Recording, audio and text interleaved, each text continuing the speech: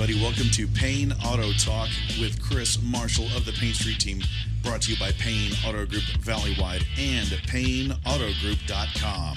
And today with us is Mr. Hector Cruz from Payne Pre-Owned Harlingen. That's right, Payne Pre-Owned Harlingen. Yes, Payne Auto Group, we offer many different vehicles from one end of the valley to the other, from Brownsville to Rio Grande City. We've got you covered.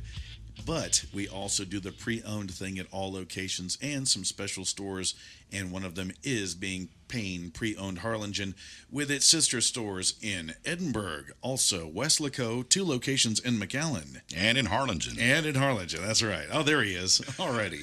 But welcome to the show, Hector. How you doing, sir? I'm doing good. Thank you for having me on the show, Chris. I was wondering, when's Chris going to invite me on the show? I want to be on. I was being a little left out. No. I had to come to the far east. No, not too far east, but yeah, we got to get to Brownsville soon. But today we're in Harlingen at Payne Pre-Owned Harlingen. That's right. I keep flashing back to the mothership, Payne Weslaco something or other. But yeah, today we're at Payne Pre-Owned Harlingen. Hector Cruz is the captain of the ship here, and I'll tell you this right now: you've got a lot of trucks out there, a lot of trucks. It looks full, but it's a little bit light. I had probably 3 times the amount at the beginning of the month, and even though I know I can count out there, I've got about 11 to 12 trucks. I had triple the amount pretty much. My whole front line and the side of the store, it was unbelievable. I just had so many pre-owned trucks, which was a good thing. Oh yeah. And I got a little bit scared there. I was like, maybe my buyers are buying maybe just a little too many trucks. But no, Lord and behold, man, we've been selling them and giving them away like candy bars. So that's a good thing. Awesome. We're gonna turn this. We're gonna face it toward you. There we go. Alrighty. So yeah, in Texas, trucks are a good thing, and now I'm so glad we have so many more here. And y'all have, the Payne Pre-Owned stores. They have a little bit of everything. And we'll get into that in a little bit. But let's find out the man, the myth, the legend.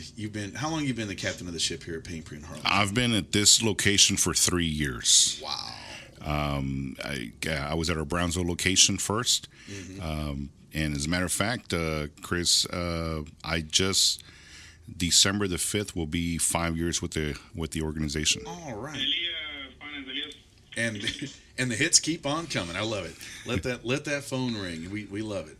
And hats off to everybody here at Payne Pre-Owned Harlingen and out on the lot with our customers, and also our digital department, taking pictures of vehicles, making sure everybody sees them online at PayneAutoGroup.com. So December 5th will be 5 years with Payne, and you come from all different brands of vehicles too. You've done it all, sold it all. I've actually started in the car business in Florida. I remember my first, mentor. I was actually in the detail shop, and he put me to sell box trucks. It was a commercial dealership, and we also sold. We had a few domestic and imports and stuff, but they specialized more in imports. In commercial vehicles, box trucks, flatbeds, utility vehicles and stuff. And he's the one that got me off of the service department. It was a Saturday, and I'll never forget the story, but I'll let you know real quick. That's what we're here for. It was a Saturday, and guess where all the salesmen were around? They were all around the barbecue pit. Oh, okay. And I'm in the back. I'm called a greenhorn because I'm in my third month into the car business in the sales side. I'm a detailer, and obviously I want to make sure that vehicle sparkles and shines, and I wanted to be the best detailer out there. Mm-hmm. And Rick Torrey, who is my mentor, he works he's a dealer principal in Florida now. Came around and said, hey Cruz, come here. I said, yes sir. So I want you to go help out that customer over there. And I was a little intimidated. I'm like, okay, what am I supposed to do? And so he put me out there to go sell them vehicles, show them a vehicle. It was a manual transmission Isuzu pickup truck. Oh yeah, Isuzu Pup. I think that's what there you go. There we go. There you go. Man, yeah. Yes. And so I'm 5'9", about 205 pounds, and man. big old guy gets in the back of the pickup truck. I did my test drive, and I remember the salesmen are looking at me like, "What is this guy doing?" And the general manager went and said, "Well, you guys are all getting your belly full. This guy's going to go out and get his pockets full." Mm-hmm. And he made an example out of everybody there that day and stuff. But yeah, I've worked with different makes and models. From the new car line, I can say that I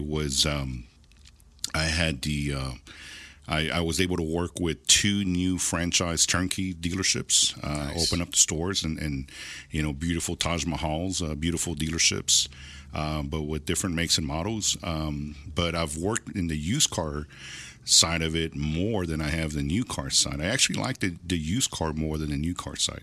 Yeah, it's quite a Crayola box here. Instead of just 8 colors, you're getting all 64 with a sharpener in the back. There you go. Yeah, and I've been here and I've used it online before, but engage luxury mode. I think I got that from y'all here. I mean, there'd be a Chevy truck, and all of a sudden there's a sports car, and then there's a Mercedes, and it's a nice little candy store. I mean, a little bit of everything. And also it is. It's a little bit of everything. We want to make sure that we have a little bit of everything for. You've got people that work at different types of industries, different career levels. So we want to cater to everybody, not just one specific group. We want to make sure that we cater to everybody. We got welders, we got farmers, we got ranchers, we got doctors, we've had, nurses, we have teachers, we have great customer service assistants and customer service people from different stores, locally here, and so we want to make sure that we have a little bit of everything for everybody. Yeah, I mean, you had a blue 3/4 ton Ram here, and I took pictures of it and I put it on our the Street Team Facebook page, and I was like, "Oh, this isn't going to last long," and it didn't. And then for a little while, you had a 1-ton truck here, and I went, "Oh, that's going to be somebody's hot shot truck." I knew it. I went, somebody had that for their farm and ranch, and it had all these options on it, and I went, "That's not going to last long." And I passed by going to Brownsville, and I look over, and I'm going, "Nope, it's gone." And y'all's turnover rate, and that's one thing I try to tell people is, if you see it at the pre-owned store, you need to go for it, because it's probably not going to last too long, and especially in the current market we're in, that is very, very true. It is very, very true right now, and it's been very competitive. We've been blessed, and I'm going to say the word blessed because while other stores are still, and being from what I'm seeing and reading and looking, I'm seeing that we're pretty much filled with inventory, and even though the market is unbelievable where it's at right now. I mean, I've been doing this for 22 years, and in the 22 years that I've been in the car business, I've never seen it where it's at, especially the used car side. Yeah. And that's the thing that's been helping us keep us afloat, where the customers are smart buyers. They know what they have. They know they have money in their garage, and they're coming out themselves and saying, "Hey, I want to sell you my vehicle. Tell me what it's worth." And obviously we go out and we test drive the vehicle. We put it on the lift. We make sure that everything works fine, and some of these customers are surprised that they're getting more than what they actually planned. Oh yeah, because they're it's a better quality of pre-owned vehicle or used car. It's not like the old days where, well, I hope it doesn't leak while it's on the lot. It's a better quality of vehicle. People were taking, usually people would trade in their car every 2 or 3 years.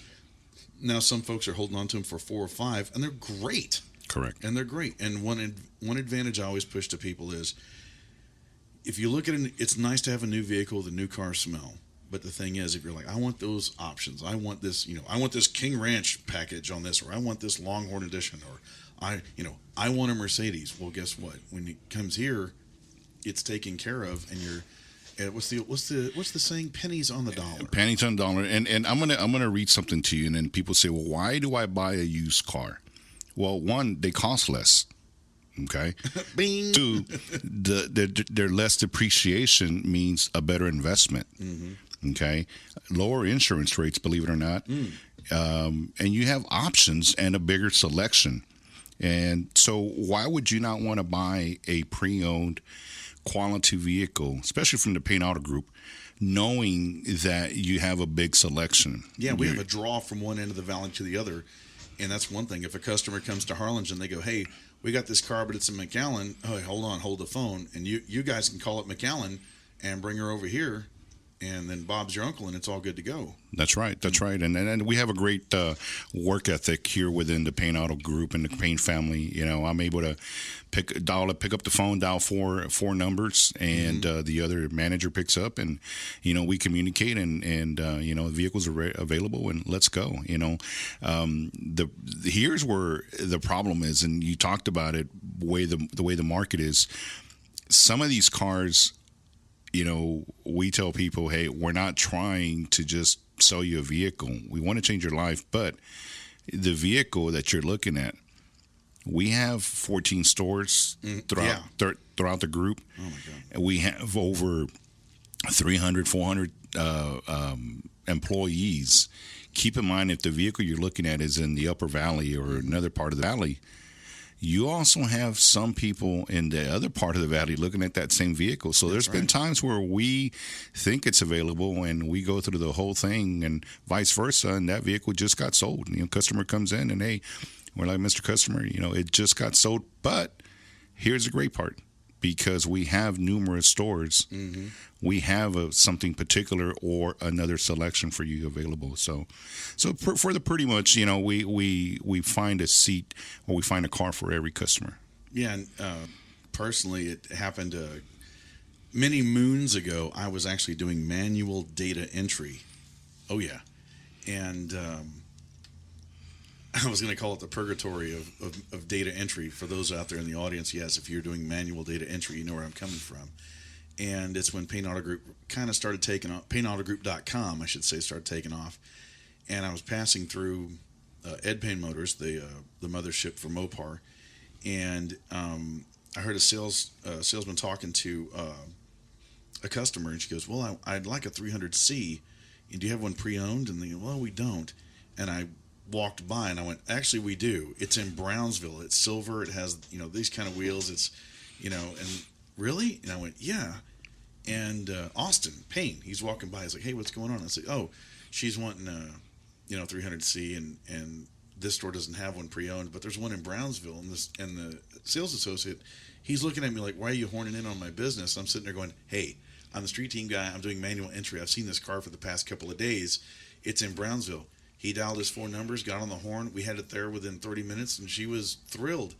And Austin's like, how do you know that? I said, well, Austin, there's this thing called PayneAutoGroup.com. And he rolled his eyes, and you know, and we gave Mark some stink because Mark Payne is the progenitor and the brains behind PayneAutoGroup.com. And I was like, wow, Mark, that internet thing really works. He goes, oh yeah, you know, think of eBay and was it Amazon? You know, come on, man. You know, they're really there's a whole thing there, and drawing from the group. You know, and you know, Chris, it's one of the things about the used car market and working. We call it a standalone lot. You know, we don't have service, we don't have parts, so we work more on a referral business. Yeah, our advertising works great. Our BDC, our media team. You know, but when you work at a standalone lot.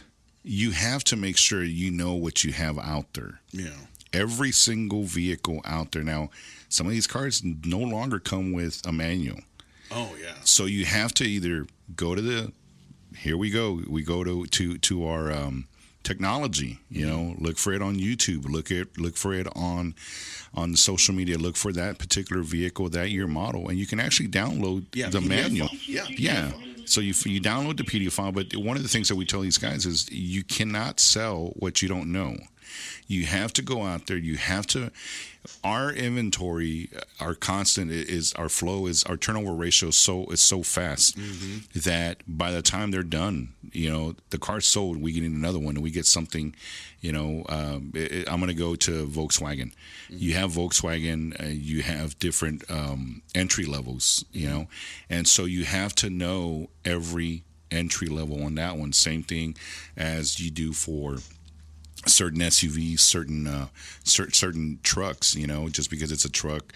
Well, some people want the LT, some people want the LTZ. You know, you go back to the SUVs. You know, some people want I learned more, and I'm still learning every single day about these vehicles, how they're being programmed now, how every year something changes. It's not just the VIN and the VIN number and the color of the vehicle. Yeah. Something changes on these vehicles, and if you don't know how, if you don't look for it, it's going to be kind of hard for you. So you have to be very disciplined into going out there daily, knowing what's on your lot, walking the pavement. We call it walking the pavement, knowing your inventory daily, to be able to help yourself in your situation when you're trying to sell a car. Yeah, and that one little bit of information and knowledge, that little tidbit, that may be the difference between somebody wanting the vehicle or not. Some vehicles have the cabin air filter. You have to take the dash out. Some, you go right under the dash, pop a couple of latches, and it's done. Yeah, and you're done. And that may be a deciding factor, And it's just little things like that. And going back, you started out in Florida. Started in Florida. Oh man! I started in Florida, and my general manager. I have two guys in Florida that I looked as my mentors. They took me under their wing, and I said I want to be like these guys. These guys are great. I mean, they're awesome. They taught me a lot about the car business, but they taught me more about yourself and discipline. That was the biggest thing. This is, Hector, if you don't have discipline in your life and accountability, this is not for you. Yeah. Because you have to be able to balance your life. You have to be able to, again, it's a repeat of every single day. You walk out of your house, you get in your car, you put a smile on your face, and you go to work. And where else can you go to work? When I was in South Florida, we used to wear shorts, a polo shirt, and these sun hats. And that was great, And guess what? We would go, it was 2 blocks away, the spring training for the Pittsburgh Pirates. So we used to go watch them in lunch hour. So I'd go with the general manager or one of the other salesmen. We were lucky enough to get out there and see the Pittsburgh Pirates spring training, out there. And I saw many teams, but I'll never forget. That's where I started working in the car business. And in 2002, I ended up relocating back to Texas. I relocated back to Texas. My dad unfortunately was diagnosed with cancer. He had health complications, diabetic, needed a kidney transplant. He was also going through dialysis. So, I mean, you name it, he had it. Yeah. And so, I dropped what I was doing. My dad said, I want to move back. And I said, let's go. So I moved back to Texas. When I got back here, there was a couple, mom and pops and small lots. But at the same time, it's not really what I wanted to do. I felt, I wanted to try something else. And I went to a local radio station. I was about to say, you have such a smooth voice. You sound so great. I did a little bit of radio in Florida at a Spanish station. I don't know if I can say the call letters here. Go for it. It's WWPR. It's WWPR1490 AM. Your número uno for Tejano hits. That's what it was. It was a Tejano station because at the time at the dealership in Florida, I was the only Hispanic salesman. I was a minority, and I was loving it because every Hispanic, every Spanish customer came to me. And and this is where Doug Brown, real nice guy, one of my mentors, salesman, he would work his deals, negotiate them on the golf course. Oh Lord! And but he's the one that said, always stay humble, Hector. Discipline, humbleness, and accountability, man. That's what you need in your life. And but anyway. So I did a little bit of our station, our dealership sponsored. I was a big sponsor of a radio station out there, WWPR 1490, and in Bradenton, Florida, and it is actually an hour south of Tampa and 20 minutes north of Sarasota. Beautiful part of the country, and it's right on the Gulf Coast side. And if when I did the radio station on Thursdays, Fridays, Saturdays, and Sunday nights, the beautiful view was overlooking the Anna Maria Island and the bridge that crosses over, and you're sitting on the water. I was on the 10th floor, and it's just a beautiful view at nighttime. And even in the daytime, I mean, it was gorgeous view. But I did a little bit of radio in Florida for 2 years, so I come down here and I figured, okay, you know what, I want to try. I want to give it a shot, and I go into a station down here, and I talk to them, and go back for a second interview, and I think I'm bad. I think my voice is cool, and I think I can do it. But I'm going to go back to Florida real quick, and I'll tell you how I got into the radio. It wasn't just because of the sponsorship, but the program director says, "Young man, where are you from?" And I said, "Sir, I'm from Texas." He says, "You ever done radio before?" I said, "No, sir." He says, "I want you working on my station. I want you to do the smooth jams." He wanted me to do the R&B from, I believe it was a midnight hour, until 6 in the morning. And I said, "I've never done radio before." He says, "I don't care. I want to teach you how." Oh, man. So I actually went in for that. I almost left the car business because I was going to become this new Howard Stern kind of guy, right? Man. You're too nice of a guy to be Stern. So I left. I go and I interview. I talk to the guy for a little bit. We start talking, and I tell him where I'm working at, and I think he kind of just used that to try to get the dealership to sponsor, to become a sponsor there. But anyway, I ended up working at that station for 2.5 years. Yeah, 2.5 years.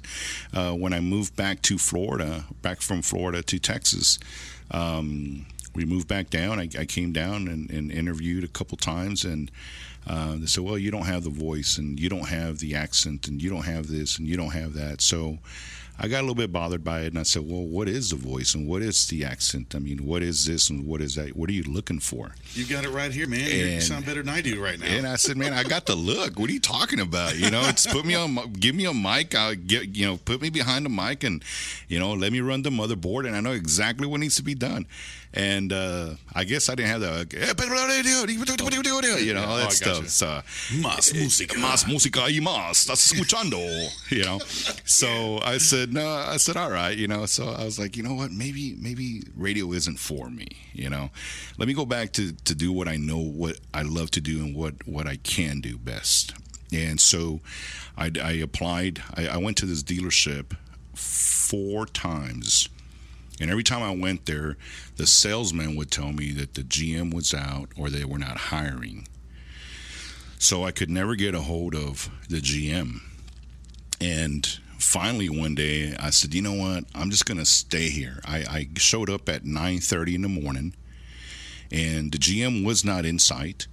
But I'm gonna wait. And a salesman came he came to tell me. He says, "Oh, I just got a hold of him, and he's not going to be in till late this afternoon."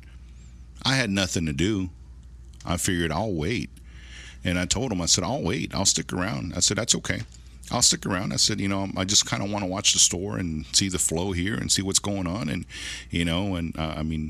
I've left my application, about a month and a half ago. Oh, man. I'm still trying, it's got to show it to him that, I want this job. I want an opportunity. All I wanted was, 5 minutes with him. Yeah, give me a shot.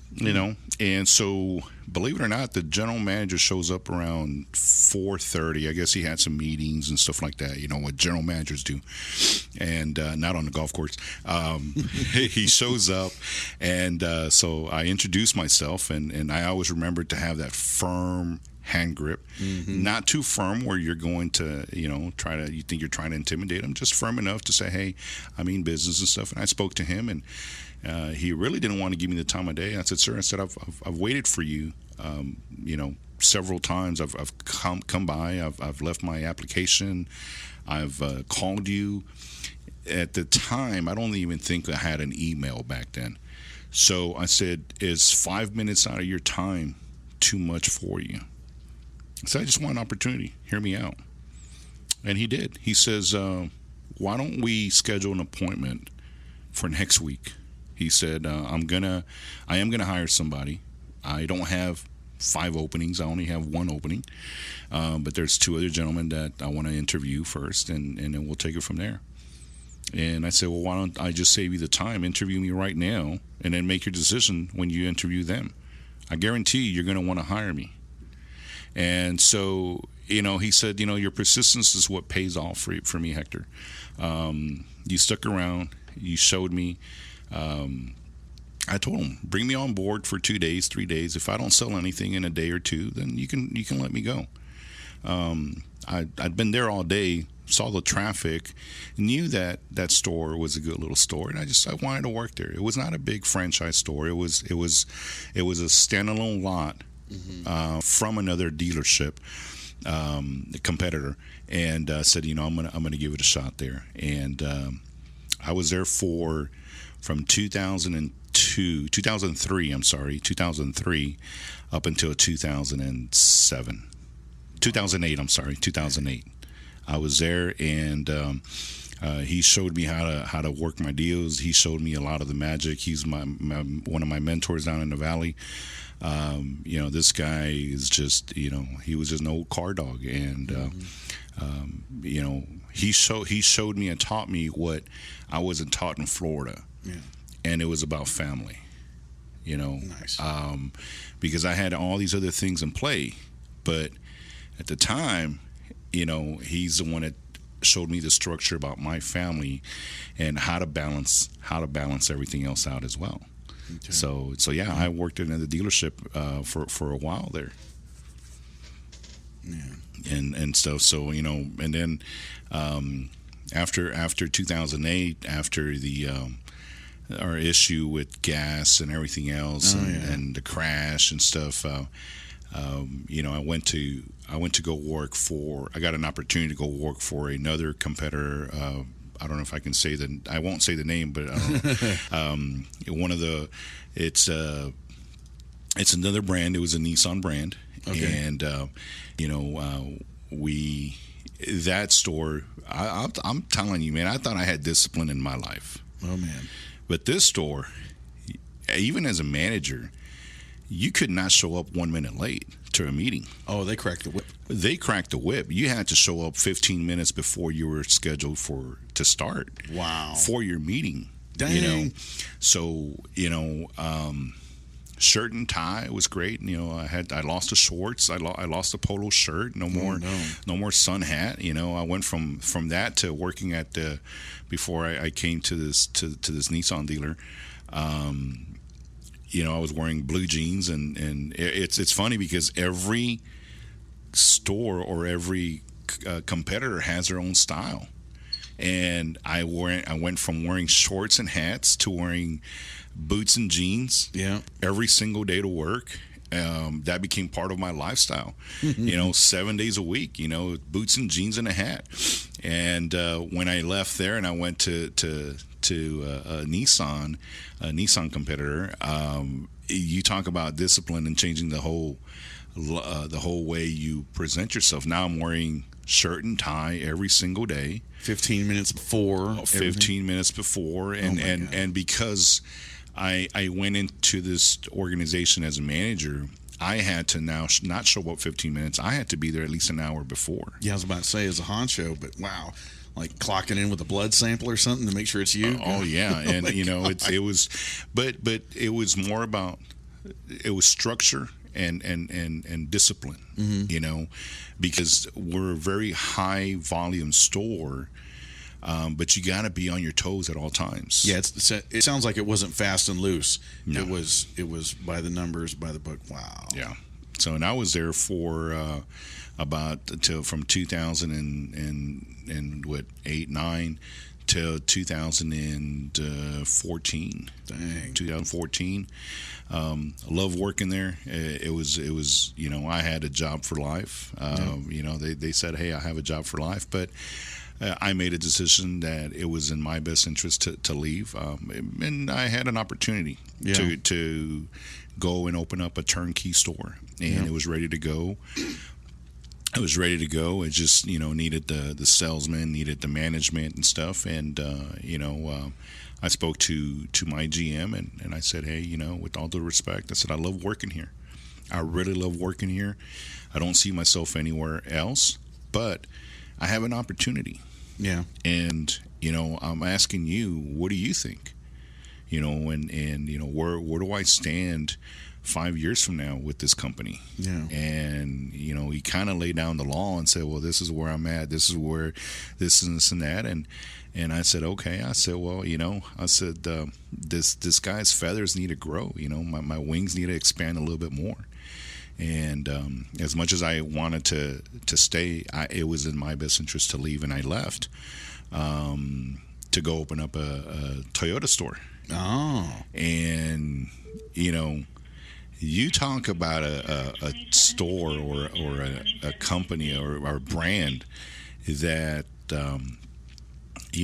whatever I learned and whatever I was taught before, it changed. This store was very different and in a good way. I don't mean in a bad way. I mean in a good way. But I didn't want to work those late nights anymore. I was tired of working those late nights. I was tired of working till 12, 1 in the morning. But Toyota is a big brand. It's here in a the very States. big brand. You went from Bermuda shorts and that. All of a sudden, you're at Nissan, and it's structured in Toyota. Wow, next thing you think I'm the Target guy. Oh my God! I'm wearing the Target outfit, but the red shirt and the khaki pants and stuff, man. Yeah. But it's a great brand. I even bought into it. I bought myself a Toyota Tundra and bought my wife a beautiful Toyota Sienna, and that's one of the things that I did. Is wherever I work, I'm going to represent the brand. And whether I like the brand or not, I got to represent where I work, and so I did that. My whole family was doing the same thing, trading them out, putting them in the brand that I work at, because that's what I'm representing, and that's what's putting food on my table, and so I'm working with this Toyota store, and it was great, and I really enjoyed it, but again, it was the hours. My kids are getting older. I have two wonderful kids. My daughter now, who's 22, my son, who's 20, both in school, both working as well. One of the things that they decided is that they wanted to go to school locally. They didn't want to go out of the valley. As much as I tried pushing them. Yeah, I actually took them to different schools throughout the state. San Antonio, Warren area, Corpus, and stuff like that. Just to give them a taste. Yeah. And, they said, Dad, but, we don't want to leave. I'm like, why not?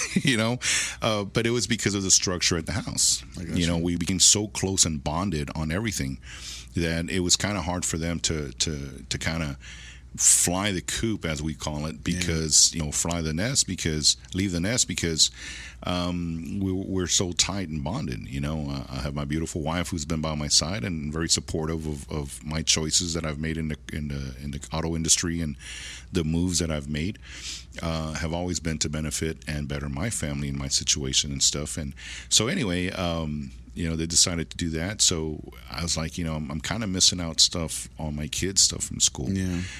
In the essence of the midnight hours, the late hours. And I said, no, I can't do this anymore. I'm getting up there, and not in age, but I'm getting up there in the years of being in the business, and something's got to change for me. Yeah. So when I left there, believe it or not, Mark Perrin, one of our buyers, he's the one that reached out to me, and he called me up and he said, hey, I'm going to go see you over there at the Toyota store tomorrow, so get some bids. And I said, Mark, I haven't been there for a week. He says, what are you talking about? What are you going to do? And I said, well, I'm actually leaving the car business altogether. I want to do something different. He says, what are you going to do? I said, I'm going to open up my own barbecue place. I love the barbecue. I love the barbecue, and who in the Valley in Texas doesn't like the barbecue? I don't know if I'm good at it, but I can sure eat it. I'll tell you that. It's like I'll bring a, most people say, oh, I'll bring a 6-pack or a 12-pack. It's like, I'm going to bring a 30-pack or a little bottle of something. I'm going to put in. Well, and that's my passion, man. I love doing that. I love barbecue and stuff, and when I can, I do it here for the guys, and before COVID hit and stuff. And, we barbecued here all the time, and these guys enjoyed it, I mean, and so I love to barbecue. So I figured that's what I was going to do for a while. Nice. So I'm going to just get away, just relax, just kind of do my own thing and stuff. And Mark Parent calls me and he says, well, are you going to go anywhere else? I'm like, I don't think so, Mark.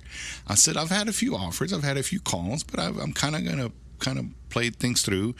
The Nissan store that I had left called me up and asked me to go back with them and stuff. And I said, guys, I really, really enjoy it, and I thank you for it, but I think I'm kind of going to just wait a while. Yeah. And this was in August of 2014. Mm-hmm. No, I'm sorry, 2015. Of 2015. And so I came on board on December the 5th with the company.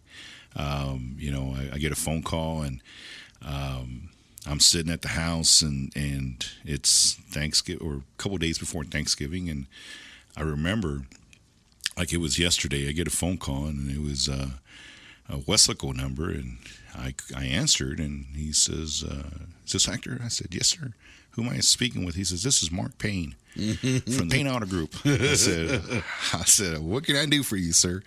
He says, "I understand." He says, "We're not headhunters." And that's one of the things, and listen to the words that I use, because that's, to me, what meant a lot. Mm-hmm. He says, "We're not headhunters. Mm-hmm.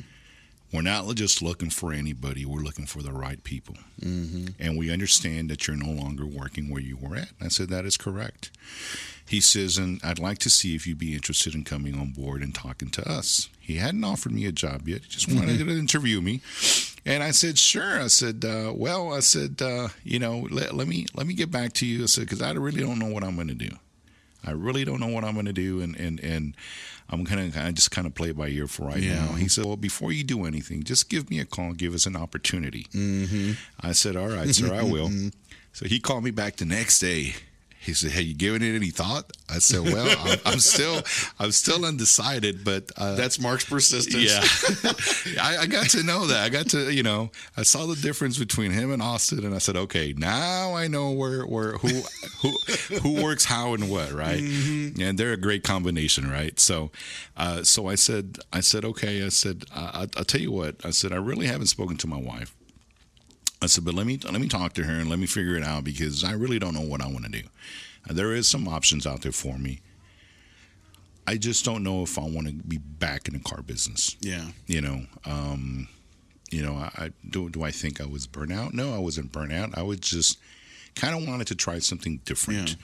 So I think that was on a Thursday, because it was Friday, and then Monday I get a call again from Mark, and he wanted to set up an appointment and stuff. And he says, "I'm going to be out of town. I'd like to meet you before anything, this and that," right before Thanksgiving.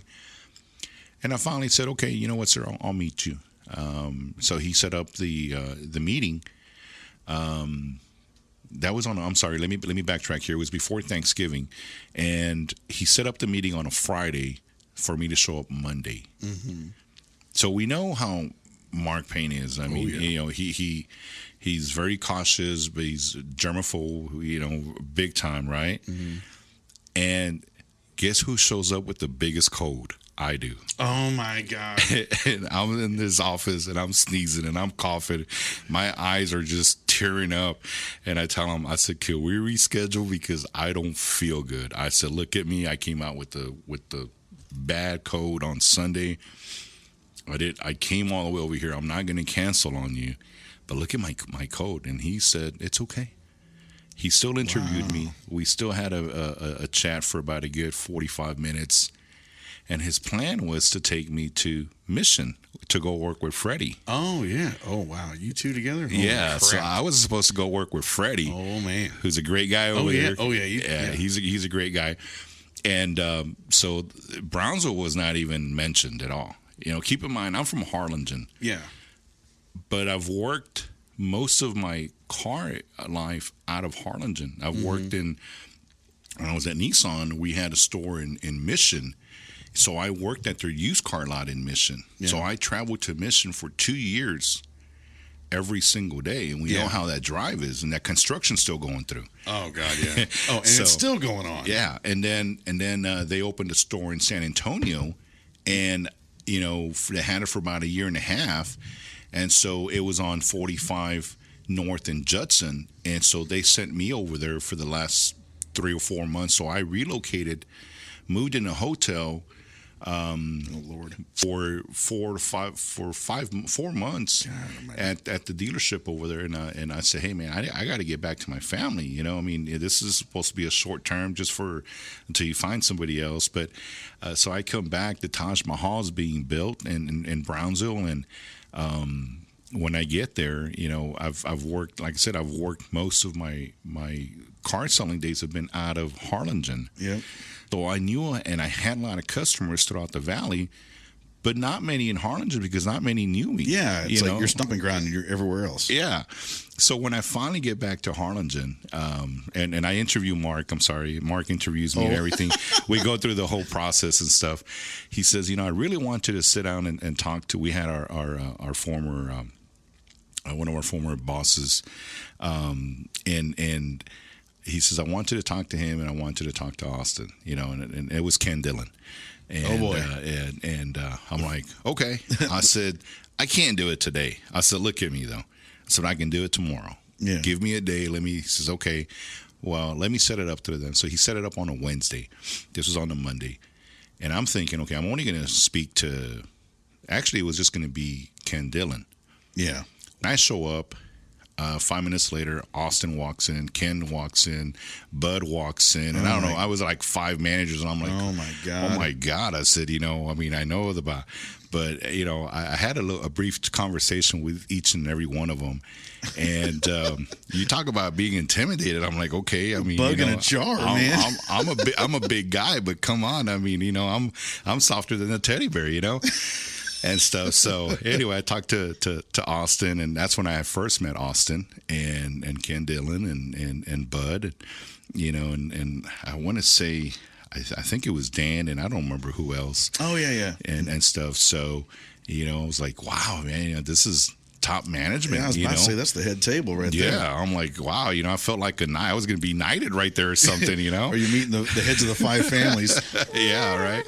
So it was a great experience, a great conversation and stuff. And, about 20 minutes later, I'm excused and I leave and don't think anything of it. And I'm like, okay, so I get a call the next day and it's Mark. And he says, hey, Hector, so we start talking and says, I want to go ahead and, bring you on board and, offer you the job and stuff. And I'm like, okay. I said, and talk to me again about Mission. And it's a drive that I'd done before. So I wasn't afraid of driving from Harlingen to Mission every single day. And I've done it before. I did it for 2 years. And I'm like, what's another 2 years, right? The interchange. Punch me in the face. So the day that I'm about to start. The day I'm going to start, I'm driving, and then I get a phone call for me to not go to Mission, to go to Brownsville. So I'm like, okay. They said, so we're going to put you over there with Manny Marr. And Manny and I used to work together for the same outfit at one time. He worked in Harlingen, I worked in Brownsville, so we knew about each other, and we've talked many times. And, I go to Harlingen, I go to Brownsville. I show up in Brownsville, and I'm there. And, I said, reporting for duty, sir, and, oh, man. And, so I was there with Manny for 2 years, so I was there with Manny for 2 years. And then finally, they asked me to come on board over here to the Harlingen store. And I was a little hesitant, and I'm going to tell you why. Because it started getting a little bit tougher on the used car side for a while there. Yeah.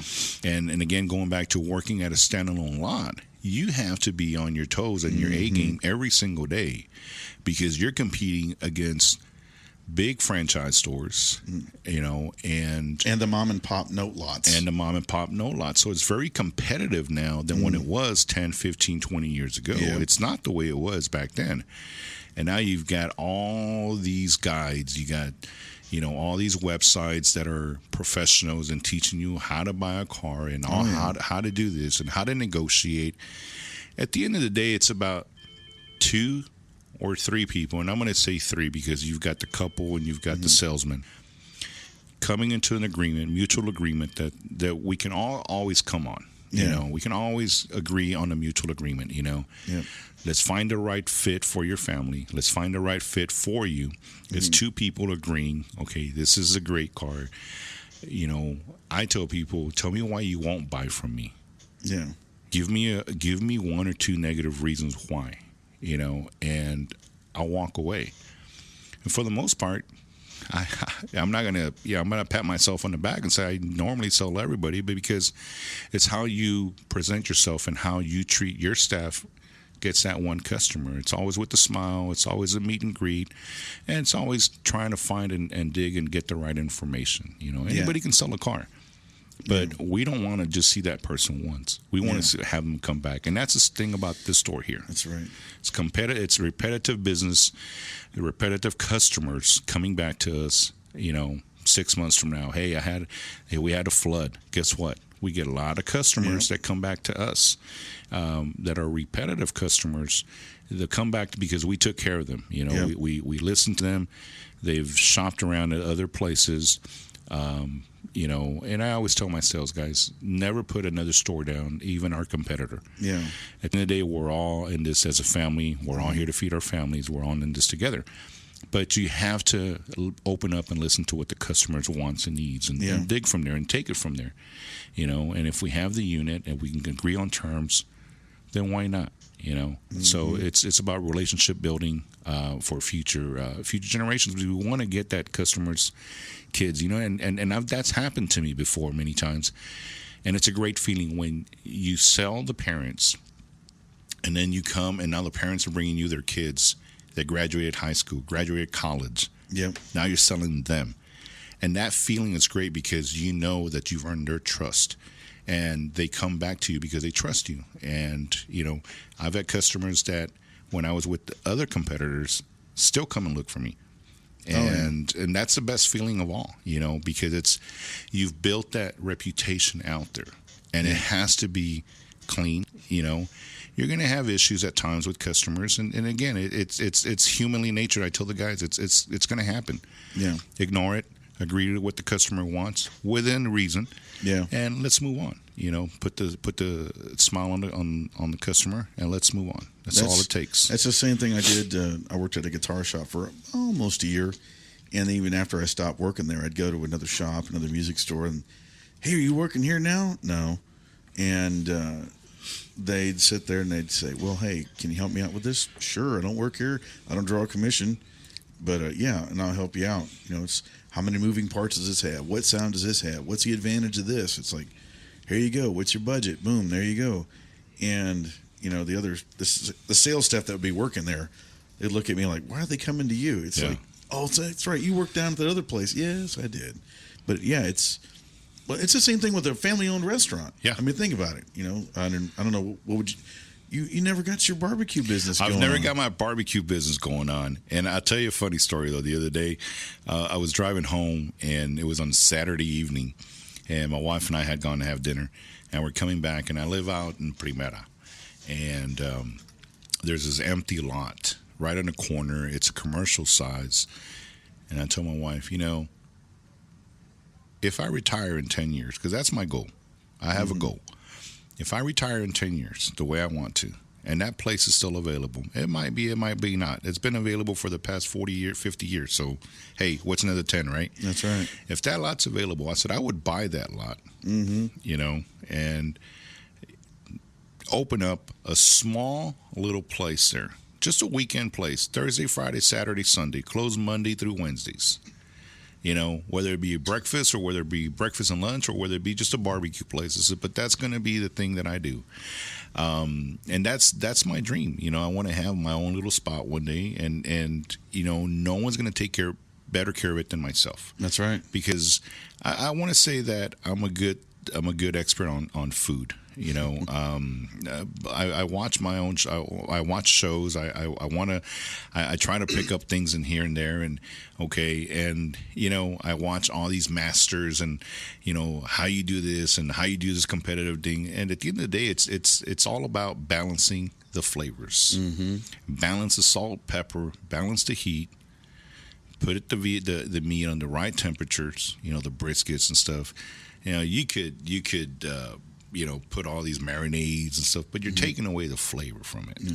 You know, I love cooking fajitas. I love cooking chicken. You know, I'm not too crazy about pork, but I can tell you what, I can make some good spare ribs and baby backs, competitive stuff. I've competed actually once professionally with the group at the Houston Rodeo years ago, and we placed, I want to say it was 320 out of like 800 teams. God, and which was great, you know, but you're talking world-class champions, man, there, and it's a whole different level. But, you know, when we do get togethers, you know, my family's always, you know, asking me to cook, or they want me to cook. And all that was learned from uncles of mine. You know, I used to see them barbecue, and, you know, my grandfather and my dad. And, you know, it's just about barbecuing and balancing flavors and tastes. It's all it is, you know, right temperature, right heat, you know, right smoke. And it's all it takes, you know. You don't have to put too many things to... You know, if that's a thing, just make yourself a bowl of different marinades and eat that. Yeah, no you know? But that's my opinion. Yeah. That's just my opinion. There's a place in Rio, and you have to call in to get your food, and they only have a certain amount of food during the day. So once they run out of food, they close up the shop. Wow. So you know the expenditure for their raw material is one thing. And I know we take into account of, you know, the infrastructure, the land, the building, the electricity, the water, the actual product, cleaning products. Yes, ladies and gentlemen, if you've never owned or worked for a business before, there's a lot of stuff that goes in there. And everything from, you know, the paint on the wall to the pine saw in the bathroom and everything else. So that's one thing. Here's the thing. This is going to be like, I'm going to start a fight. And it's not going to be here between us. But there's going to be people yelling at their computer screen, at their iPod. They're going to be hollering in their car. Okay. Now, I've seen these green egg things, and I know somebody who has a green egg. You know, these smoker deals, you know what I'm talking about? It looks like a giant avocado or something. Okay. And that thing works, man. I'm telling you, it works. Now, some guys and gals, they still go out there with a traditional pit, and they're going to use, some people say pellet, some people say coal, some people say, I can do that with gas. So start the fight. All right. So here's my opinion on it. I'm going to tell you straight up. All right, here we go. You know, when you're putting all these different marinades and you're going to use a pellet grill, hey, if it works for you, keep working it. I don't care. For me, traditional, mesquite, pecan, that's it. Some oak at times, that's it. I don't use it. I do have a smoker. As a matter of fact, I have 4 different pits in my house. Yeah. I got one. I got 4 different pits, and my wife's like, I told her the other day, I said, I want to buy me another pit. She's like, for what? I'm like, I just like the way it looks and the way it, I saw it and I got to have it. Well, I bought it. And guess what? We've been cooking on that for a while now, and she loves it. It's every style, every pit maker has their own different style, and you can have more heat on one pit than you will on another one. You know, it's just, but me, the green egg, hey, you know, I that's too rich for me. I mean, I'm not going to buy a green egg. If you have one, congratulations. You know, I'm glad you're able to afford a $1,000 pit. You know, I'm not going to do that. I don't like it. I'll tell you that straight up. I know some of my workers, you know, my coworkers, they have them. I make fun of them. They have the Traeger. I make fun of them. But if it works for you, it works for you. For me, nothing better than traditional mesquite, pecan, or oak over, you know, balancing the fire. It's just controlling the temperature. I have pits.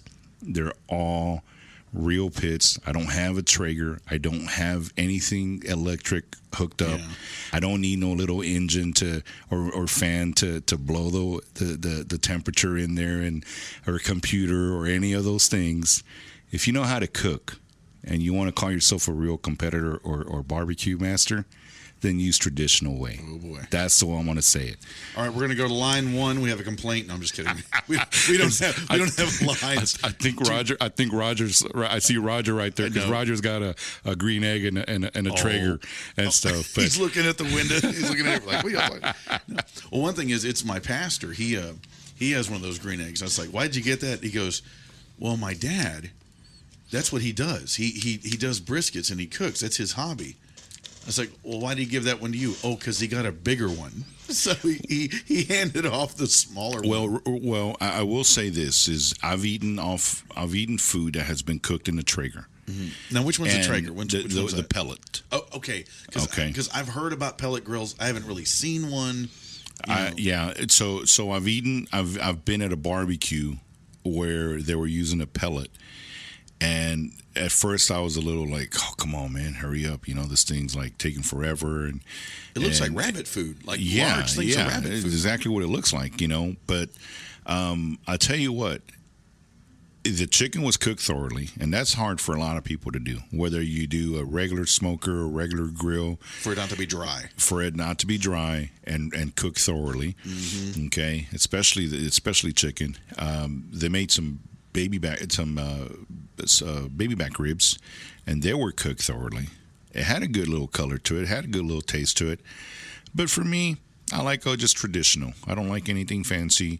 The food was fine, the food was good, but for me, I'll stick with what I know best. I got you. I will say this: where was I? There I was. Now, it was in La Feria. It was at a barbecue cook-off, and it was an organization.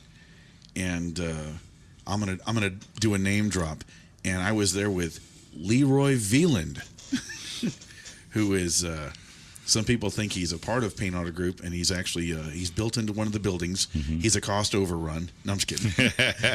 he's just known. He's known Bud for a long time, and he's been part of the Payne Auto Group family.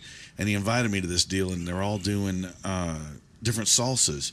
And this was a tropical type salsa. It had some like tropical fruit in there. I'd never had anything like that before. I'm not really with spices and hot stuff. If it tastes good, I eat it. Yeah. And he had this stuff, and I said, "Hey, can I take some of that home?" He said, "Sure." And I had it, and I'm dropping it off at my mother-in-law's house. I said, "I'll be back for this later." So that was mistake number 1. And then mistake number 2 was I waited until the next day, and I went by and said, "Hey, do you have that salsa?" Well, I made some pork barbecue ribs in the crock pot. I actually poured that stuff on there. It's pretty good.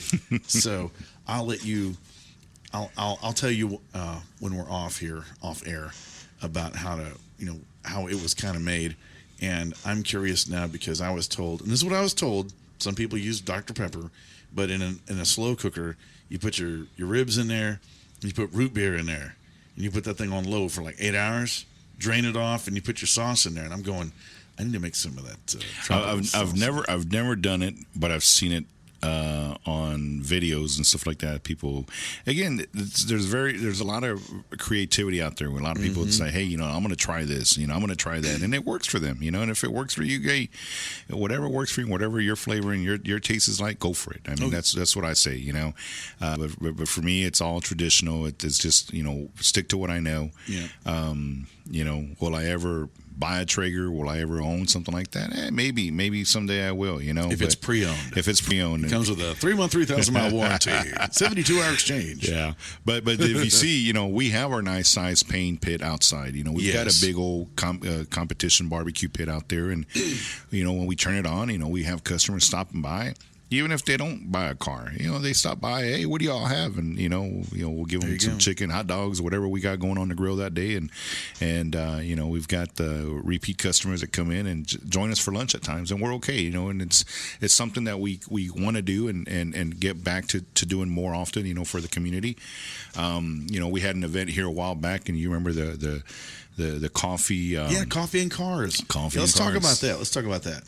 So coffee and cars was a great idea, and actually Donna came up with it. And she says, Hector, we need to be a part of the community a little bit more, especially here in Harlingen. I know we're big in the Valley, throughout other places, but this store is a new store here. Mm-hmm. And so we got to reach out back to the community and be a part of it. So we have to come up with something that will put us aside from, set us aside and different from other dealers. And I said, Donna, I said, I want to do something for first responders first. Yeah. And a very big part of the community, a very big part of what they do. And so we decided that what we did was we did a car show. Okay. A couple years ago, 2 years ago, we did a car show here. We had a lot of classics, antiques. We had the great old Chris Marshall out here on stage. Oh, Lord. Yeah. And we also did breakfast tacos that were donated by a restaurant. And being by the community, here's the thing. When you tell them it's something for a community, a lot of these businesses want to be a part of it. They want to help out. So they said, hey, we're willing to do this and donate some tacos and stuff. And we had another restaurant that donated boxes of donuts and coffee, because that's what it was. And it was all about letting the community know and letting the officers know we're here for them. Harlingen PD was here. We did a donation to them. We presented them a check, and they were even surprised. They said, well, what is this for? I said, well, it's just because you guys are special. It's a part of us saying thank you for what you do on a daily basis. And y'all can use this as any way y'all want, for the department, whether it's for uniforms, whether it's for do other events and stuff like that. Yeah. And we had a pretty good turnout. We had there was nothing like that was ever done here, and especially from a standalone lot, small facility. They were pretty impressed. We had, I want to say we had about 12 officers here, and they had breakfast on us. They had coffee on us and the community, and it was about having the community come together with the police officers and first responders and kind of just say, hey, my name is so-and-so. This is where I live. I want to meet you. I just want to say thank you. And that's all it was for. It was nothing special. Our intentions that morning and that day wasn't about selling a car. It was about coming together as a community. And that's exactly what happened. That they've reached out to me and asked, are we going to do anything else? And I said, yeah. But because of, what happened with COVID and stuff, we kind of had to wait a while. CDC was saying, don't do this, don't do that, but we have planned on it. And hopefully we do it again this coming year. And this time we will have the Harlingen Fire Department. We had already spoken to them before. And so we want to do the same thing for them. And again, it's just coffee, donuts, breakfast tacos, car show. We had the live music by the good old Chris Marshall. We had media out here. And it was just saying, hey, thank you. That's all it was. The community coming together, meet some officers and say thank you for what you guys do. Oh, and don't forget about, I always say our police officers, fire rescue, and emergency services personnel, but also dispatchers. Thank you very much, dispatchers. Y'all report into an office, and you're all sometimes mobile, depending on where y'all at. But thank you, dispatchers. You're some of the unsung heroes. You're the communication between y'all's mothership and everybody out in the field. So those dispatchers are quick, man. Yeah, I've spoken to a few at times, and they're quick to. They're on their A game. Then nothing stops them. They're on their A game all the time. So I can only imagine some of the BS they have to put up with. Just people. So they have to have a thick skin. Yeah. Thick skin. Oh yeah. But and that's it's cool. I can't wait for it. To do coffee and cars again. Yeah, that was and donuts, man. I'm with that, man. it was a great event, and we will do it again, Chris and stuff. And just again going back to it, man. When you work at a used car lot or a pre-owned or standalone lot, you have mixed emotions. When you do great and you're competing against the big stores and your numbers are compatible to theirs, you're doing something right. Yeah. We have a lot of competition down the road. If you look and you drive down the highway, every 2 or 3 miles, there's a dealership there. Oh, yeah. And so customers have many different options that they can choose from, and that's why with the Payne Auto Group, we're all over the valley. We're from the north part to the south part. I mean, we have every city pretty much covered, every county covered, and we have a large selection. Our selection is over 500, 700, 800 pre-owned cars.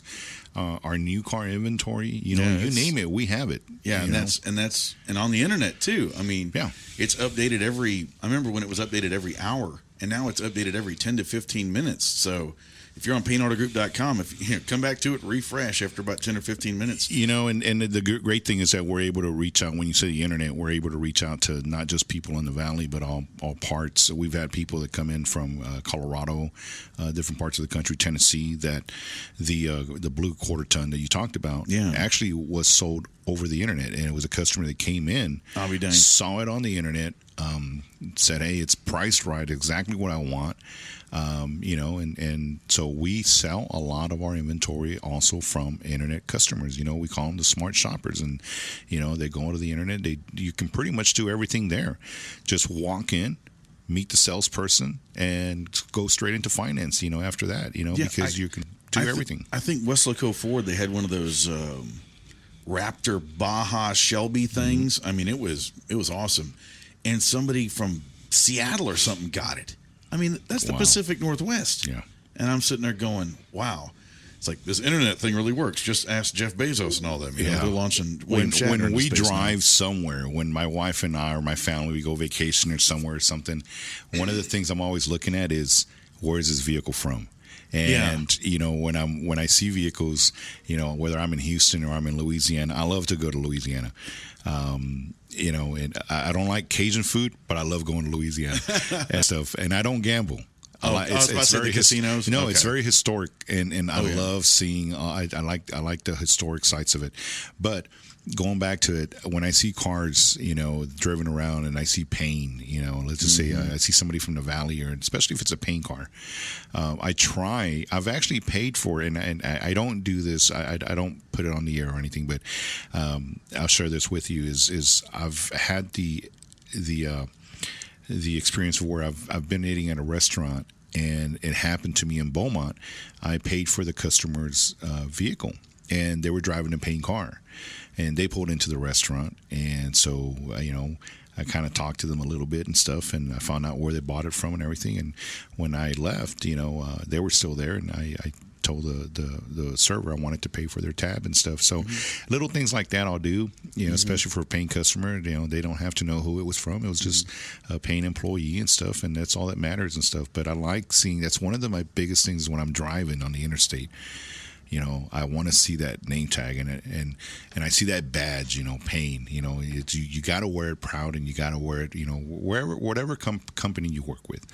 You want to represent your badge with dignity and honor, right? So I see it, and to me, it's like, oh wow, we're over here in so and we're driving, and I just saw one in North Dallas, and how cool is that? We have a customer over here in North Dallas. Driving around our Payne in Dallas, driving around our Payne logo in Houston, driving around in San Antonio. That's a great feeling, when you see that, whether it's somebody visiting or is it a customer that drove all the way or flew down there to buy that vehicle from the Payne Auto Group. Yeah, I've been coming out of San Antonio on occasion, and I've seen people, what I drive, it's a wrap vehicle, has the URL for, PayneAutoGroup.com, and it has it on there.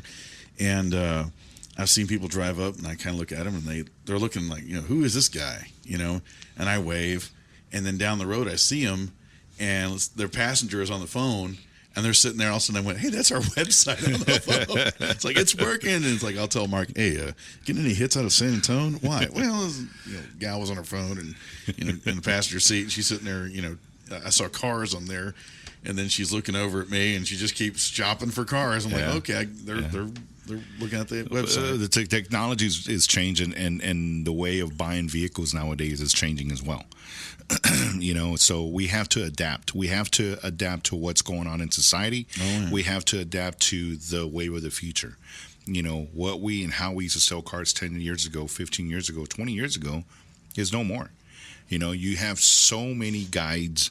You have so many of ways of buying a vehicle. You have so many websites going back to it, telling you, how to buy a car or trying to educate you. The best thing is sitting down, talking to the salesman, and what can we agree on? And that's one thing. There's some competition. They're internet based and they have physical stores. Mm-hmm. But I've had people tell me, they go, "Yeah, I went to y'all's pre-owned store." And I said, "Oh, did you?" I always ask, "Did you have a good experience? Did from everybody from the lower part of the totem pole to the top? How was your experience? Tell me about it." And they go, "Oh, it was good." And I go, "Why did you decide on that?" And they actually went to these other lots and they said, mm-hmm. "Oh, we'd like to look at this car." They will not let you on the lot until they get your information, they run the credit check, and they do all that. It's like, all I want to do is just look and talk to somebody. And I go, yes, that may be the wave of the future, but the future ain't here yet. Yeah. And people still want to shake a hand, talk to a human being, and, hey, can you open this one up? Sure. Yeah. It shouldn't be, People still want to go out there, touch it, feel it, sit in it, smell it, drive it. Is this for me? Is this the right fit for me? Because you might want a specific vehicle, but if you haven't driven it and touched it, once you drive it, you might be, that's not really what I want. I don't have the leg room here. I don't have the space that I wanted or I thought it had. I'm going to change it up. I'm going to go to something else. And that's why, our certified sales consultants, all of them know that, hey, it's about the needs of the family. What do you need? And let's show you and point you in the right direction and stuff. The COVID issue, we had customers that were doing everything online, and we were having our salesmen go out and take them the vehicle mm-hmm. to their house. I had one gentleman who, one day, to that same house, the customer, I think it was about 7 or 8 cars mm-hmm. because they were just so undecided, and finally took them the right car that said, hey, this is the one that I've been telling you about. And they ended up buying that one car. But it was persistence pays off, and he was very persistent. He stuck to his guns with the customer. He listened to them, but the customer wasn't wanting to leave their house, which we understood why, and we respect that. And if you see, I always have the face mask there, the hand sanitizer, just to give the customers that peace of mind. Mm-hmm. At every office, every time you come in, you're going to have that. And some customers didn't want to come in or because of that. So we have to think outside the box. And what do we have to do? Now we're going to go to you. You want us to go over there. We're going to do everything out of your house, make it simple, easy for you and stuff. So.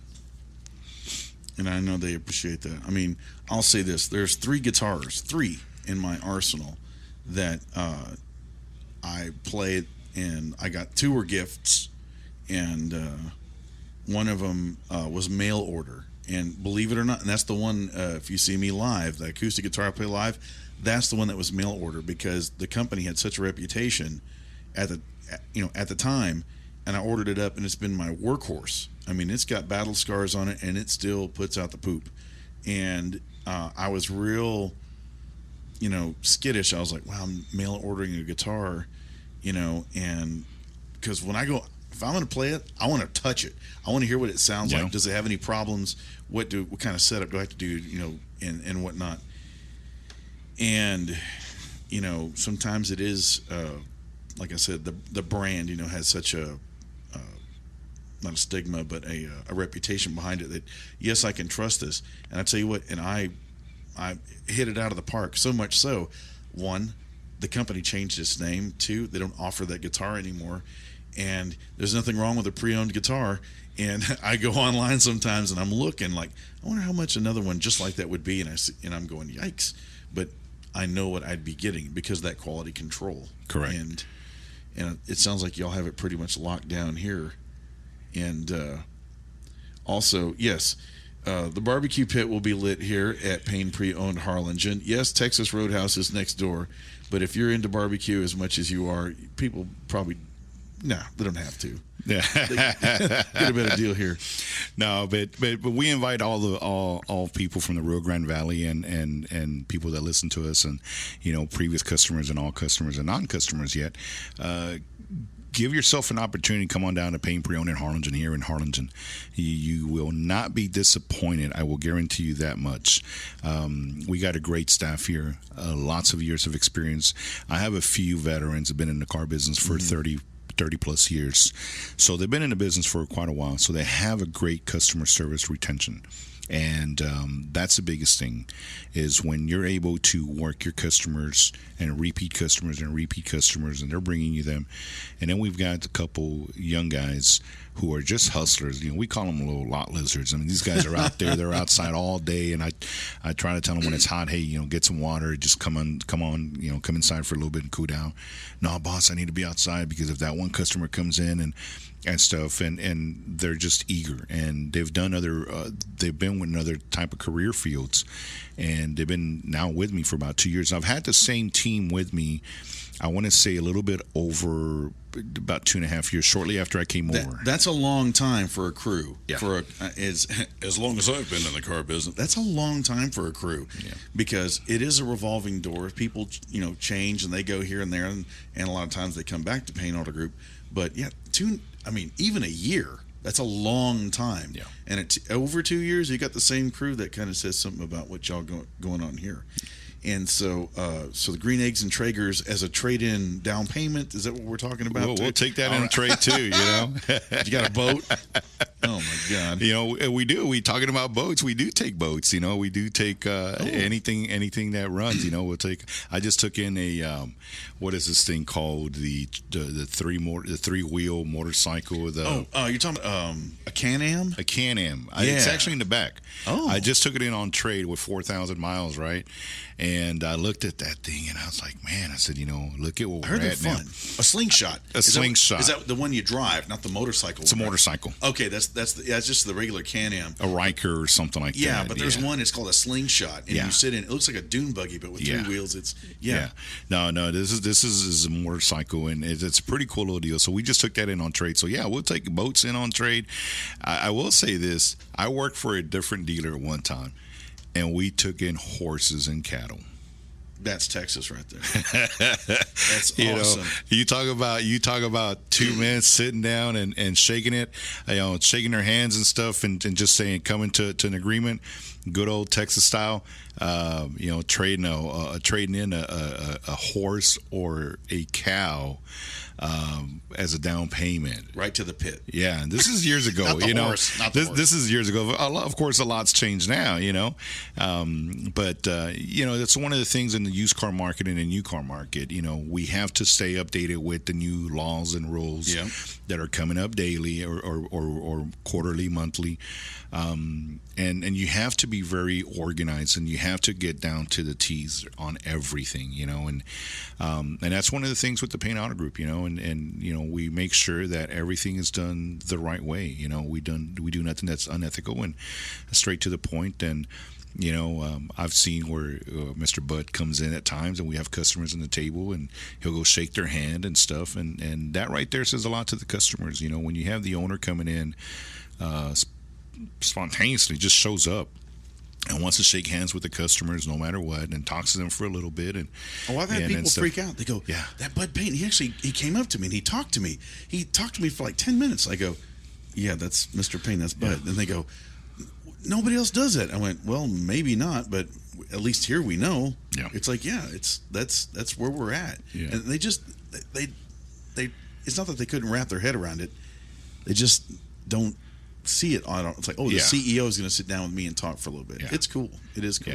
Yeah. I had a customer one day, and Bud walked in, and gentleman sat down and talked to Bud for a little bit and stuff. They were talking about, and it ended up being that they knew friends. They had the same acquaintances and stuff like that. And it was just a great story that they were just talking. They exchanged numbers, and for him to give his cell phone to somebody else, that's big. I mean, that was big and stuff. But as much as he's done in the Valley, the 6 degrees of separation, it's insane. Yeah. So, and so we get to see some of that and stuff, and, and going back to it, it's so competitive, and it's so, when you're working in the used cars and the new cars, it's all about putting a smile on people's faces, man. And I enjoy doing it. I've been doing it for 22 years. 22 years in a car business. I want to do it 10 more years if I can. 10 more years. Austin, but Mark, that's what I want to do in a car business. 10 more years, and I really enjoy it. It's brought a lot of things to my life. It's brought a lot of structure. It's brought a lot of discipline. It's brought accountability. That's what I'm showing the guys here. The guys that I have, the team.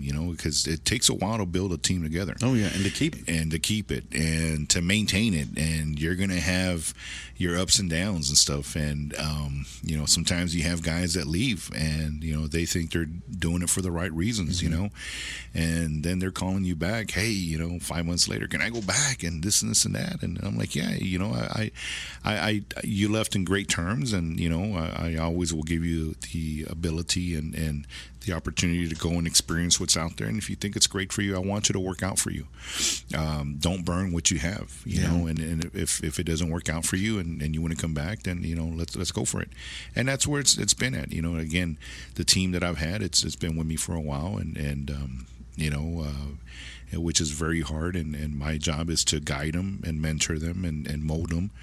And at one day, one of them has to take this chair, and that's what I tell them. You guys are gonna want to have it, and I'm not gonna be here forever, and I might decide I want to go work in service at one day, and say I'm done with this, now I want to work service side. Well, there's an empty lot next door, and you could put your barbecue place right there. But I think Mark and Austin would have you running between the buildings. I think so, but we can set up a drive-through.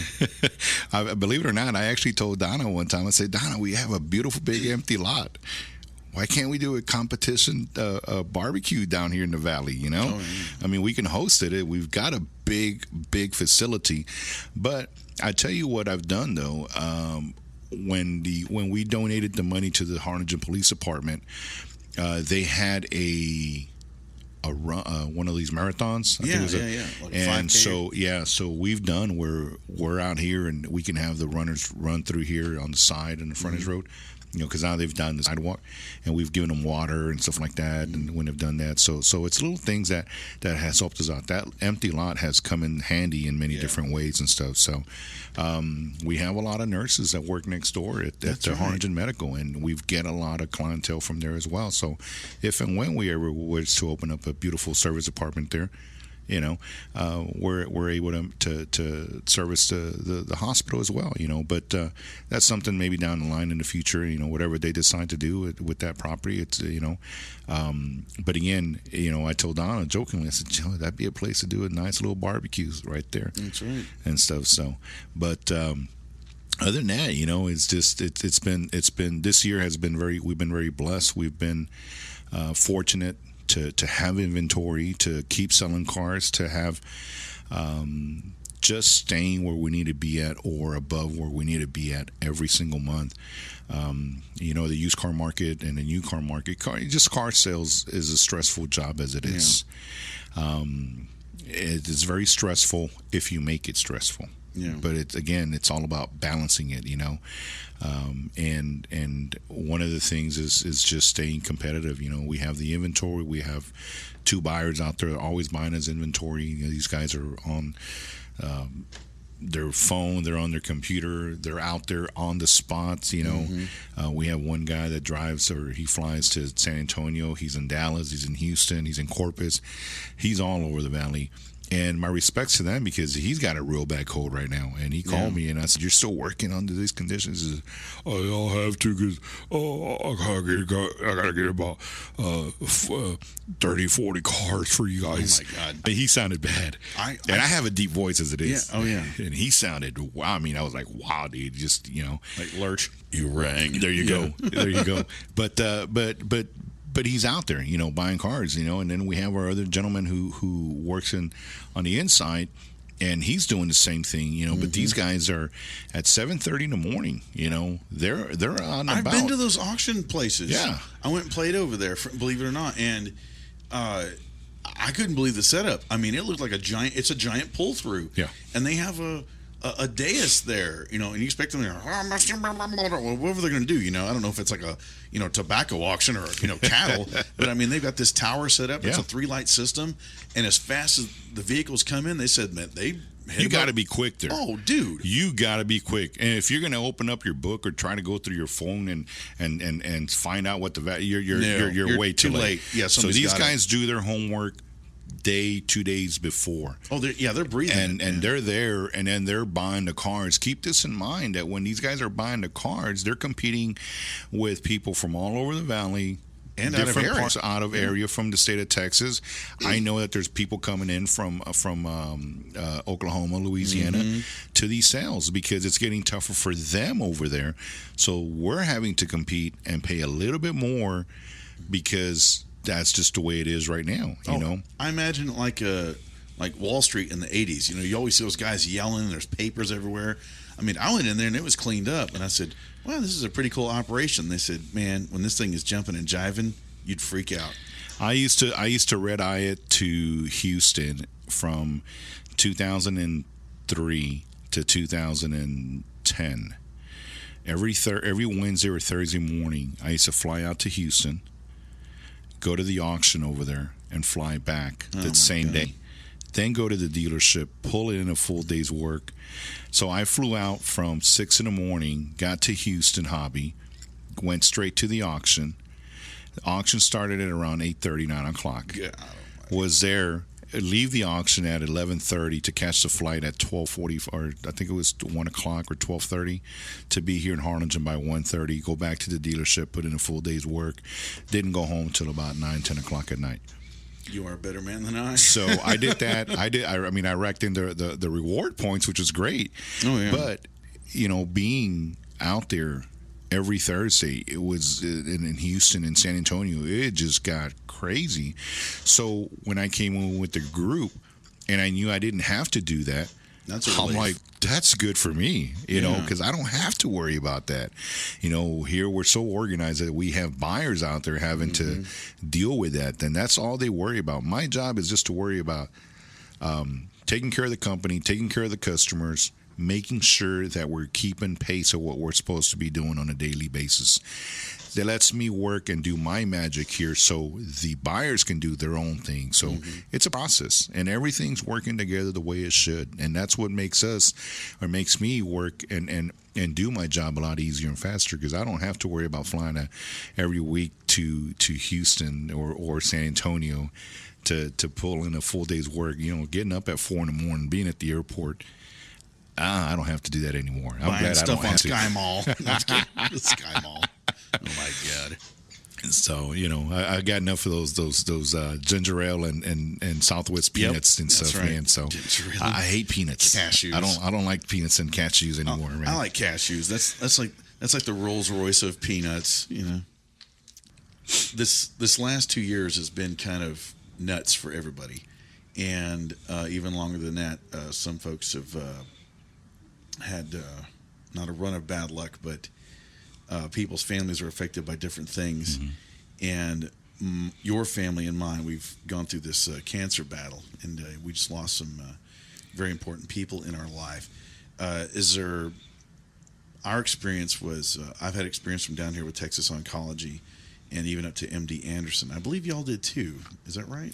We had, it was not MD Anderson, it was the hospital, it was South Texas Health Transplant in San Antonio. Okay. And then my dad went through dialysis. My dad didn't even get to go through, when he was diagnosed with multiple myeloma cancer, and that's in the lower back. I'll tell you the story real quick. I was actually on my way to work. It was on October. I was on my way to work. I worked for a different competitor, which is Nissan. We had a store in Mission, and I was about 5 minutes away. And my dad had been at the hospital since Thursday afternoon. He wasn't feeling well. So, but he had already had a kidney transplant 5 years prior. Mm-hmm. My sister actually donated a kidney to him. I tried donating the kidney to him, but my dad didn't want me to do it. He says, "No." He says, "You're the man of the you're the man of the house. You have your wife and you have your kids, and I don't want, as much as I want you to do it. I don't want you to do it because if you ever get sick or something, I don't want you going through what I'm going through." Mm-hmm. And so he turned down my kidney because he was looking for my future outcome, okay, Gotcha. my health. So my sister, she says, "Dad, I'll do it hesitantly," and she's a donor, so she donated the kidney to my dad, and it was done in San Antonio.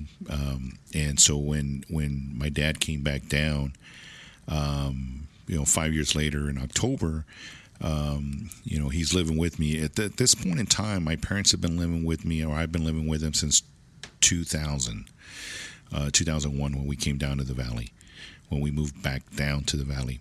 We left in 87. Okay. Actually, they left before I did. We were migrant workers. Okay. I graduated in 91 from Harlingen High School Cardinals. Go Cards. I graduated in 91. I graduated on a Saturday. Sunday, I left to Michigan. I left to Covert, Michigan, and I worked in the blueberries. And so we've been going out working in the blueberries and working in Michigan since 1986. And so it's a whole different experience for me, But we, as a family, continued staying very, very united and stuff. And I didn't want to do that. That's not what I wanted. My dad says, "Well, you got two choices. You can either go to college or go to the military. I want you to make something out of your life. It's not the life that I want for you, right?"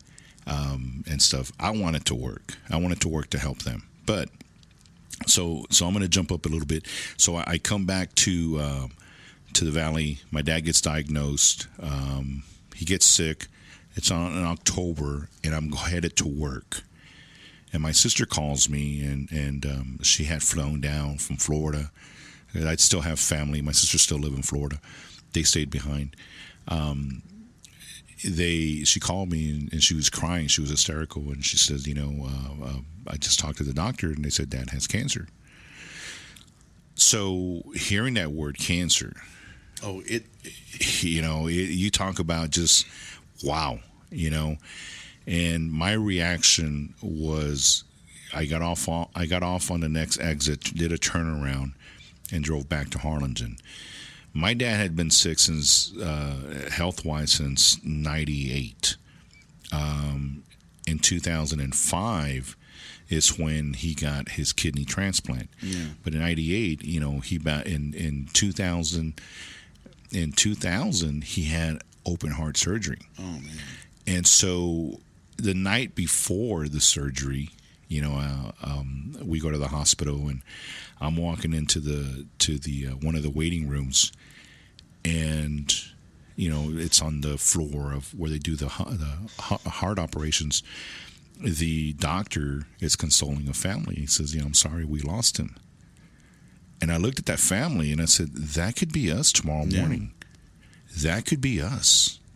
So I was kind of like at an awe. I was like, wow, I'm a young guy. I'm the third of the family. I have an older brother, older sister, two younger brothers and one younger sister. So I'm kind of the middle child. And I'm like, okay. And I see my brothers and sisters, on the other end, not listening, not hearing what I just heard. And they're over there talking to some family members, aunts and stuff. And some of them are laughing and whatever. They're just, enjoying the day. And I got real quiet, and I didn't want to tell them what I had just heard. Yeah, don't want to spook them. Yeah, I didn't want to spook them. So the next day, my dad goes into operation for his open heart surgery, and they said what was going to be about a 4-hour, it turned out to be about 8-9 hour surgery. And to finally, and he was still not out of the woods yet, because now you got to go back and you have to, they put him back in his own room and stuff. So all that happened. And so that right there prepared me for the worst for my dad. Yeah. And so when the kidney went through, and then the cancer, I was like, wow, it just kind of hit me worse than the heart and the kidney situation. And being diabetic down here in the valley, it was just, I was like, what else can my dad go through? Yeah. So he didn't even go through chemo. We had a couple, 2 doctors that we spoke to, and my dad told me himself. He says, I don't want to go through this anymore. I'm done. He says, I have to take over 20 some pills a day just to try to live half of a normal life, and that's not even normal for me. I can't function without these pills. I need this for this. I need this for that. I need this for this. I have a doctor's appointment almost every other day. If it's not with the heart, the kidney, with something else, I'm just done, And so, we got together as a family and decided that we weren't going to be selfish, and we weren't going to say, well, what about us? It was more, what about him, and we were going to fulfill what he wanted and stuff. So we didn't want to continue anything else with him as far as medical wise, because there was really no outcome. He was already at a stage 5. Wow. So yeah, he was at a stage 5. So my dad passed in December 2010, December the 10th, 2010. So December, the month of December, it's not kind of something that I like to celebrate Christmas time, because for us but it got harder at the beginning of the years, but it's getting a little bit easier now. And then unfortunately, I know that you and I have kind of gone through the same thing, with parents and stuff. And then my brother, my older brother, who also just passed in August of unfortunately of cancer as well, and so it's been a double whammy. But here's the thing: it's that I think that some of us take our life for granted. Some of us cherish everything that we have. One of the things that I tell my mom is that God gave us my brother for several more years, because he'd been battling cancer for a few years. Yeah. So it wasn't one day to the next. We had that opportunity. Unfortunately, some people don't have that luxury. Yeah. It happens one day to the next quick. I said, and we had that opportunity, that luxury for a few years, so it kind of prepared us, for everything, for the road. Even though we stayed positive all the time, I tell my brother, hey, if you have any faith, even if it's a little grain of sand, man, a mustard seed, that's right, have that. That's a lot. I know I can't sit there and say I know how you feel, because I don't. Yeah. But I can just listen to you, and I can just be your shoulder to cry on, your rock, and do whatever you need done, and I'll be here for you, man. At the end of the day, it's your call, whatever you decide to do. But you gotta have faith, man. And that's one of the things. If you don't have faith, you don't have anything. That's my opinion, and it has nothing to do with anybody else's. It's just you gotta have faith, and it's an unfortunate situation to be in and stuff. So, losing my dad, losing my older brother to cancer, and having to stay strong for my sisters and my younger brother and my mom, because, I have to be the head of the family, you know, and so, you've got a lot on your plate there with that. Yeah. I'll take it any other day though. Yeah. Yeah. And you were talking about how it happens quick for some and it happens slow for others. I mean, I remember the day my mom was, she just asked me, "Can you take me to a doctor's appointment?" Sure. And she hadn't been feeling well, and I remember a member of the doctor team. I take her to her general practitioner. All of a sudden, boom! There's orders cut for the ER. And I'm sitting there going, "What?" Took her there, and a member of the team goes, "Okay, well, I'm part of this doctor. He's an oncologist." And I'm like, "Whoa, time out. Oncology." I was like, "That's like cancer doctors, right?" My mom was a nurse for like 50 years, taught it, and she was a school nurse. She was RN. She did all sorts of stuff, both in Austin and whatnot, and started she started the health science program at a big high school down here in the 80s, and so she knew what was going on. Mm-hmm. But she just looked over at me going like, "Is this really happening?" And of course, I'm looking for Rod Serling in the corner. For anybody under 35, that means the Twilight Zone. Did we cross over into the Twilight Zone? And her, from finding out she had cancer till the day she passed, that 76 days. So that's quick. Yeah. And then Dad, he got diagnosed with it about 6 months after that, and his battle went from about October until 2 weeks ago. And it got to the point.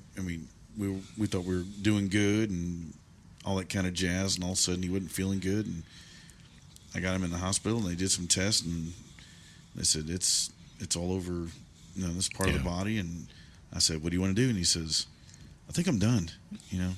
And Mom lasted a week in hospice at the house, and Dad, shout out to everybody over at Amara Hospice in Edinburgh, to Chad Garcia and crew. Y'all did great. The nurses on staff there, thank you, Riley and Chris and Kayla. I hope I didn't miss anybody, but everybody there at the front desk, thank y'all very much. Y'all did a bang-up job, and even up when Dad passed, it's powerful. Yeah. And for those of you out there who got cancer, hey, keep the fight up. A few years ago at our Fiat store, that was our cancer awareness was keep calm, fight on. Yeah. And we're there with you. And for those of you who are navigating this, as if it's your spouse, if it's your kids, if it's a loved one, a friend, we kind of know what's going on, and we just want to know that we're with you in that. And Payne Auto Group, we do some stuff for charity here and there, and see if we can get that going again. We're still doing it, but I know we've done some stuff with Vanny Cook Cancer Clinic, and in the past have done some stuff for American Cancer Society. But we just want to tell you all, you're not alone. And like I mentioned, it's kind of a bond that Hector and I have, but you are not alone. And have that mustard seed of faith, and stay diligent. That's one thing. Don't sit.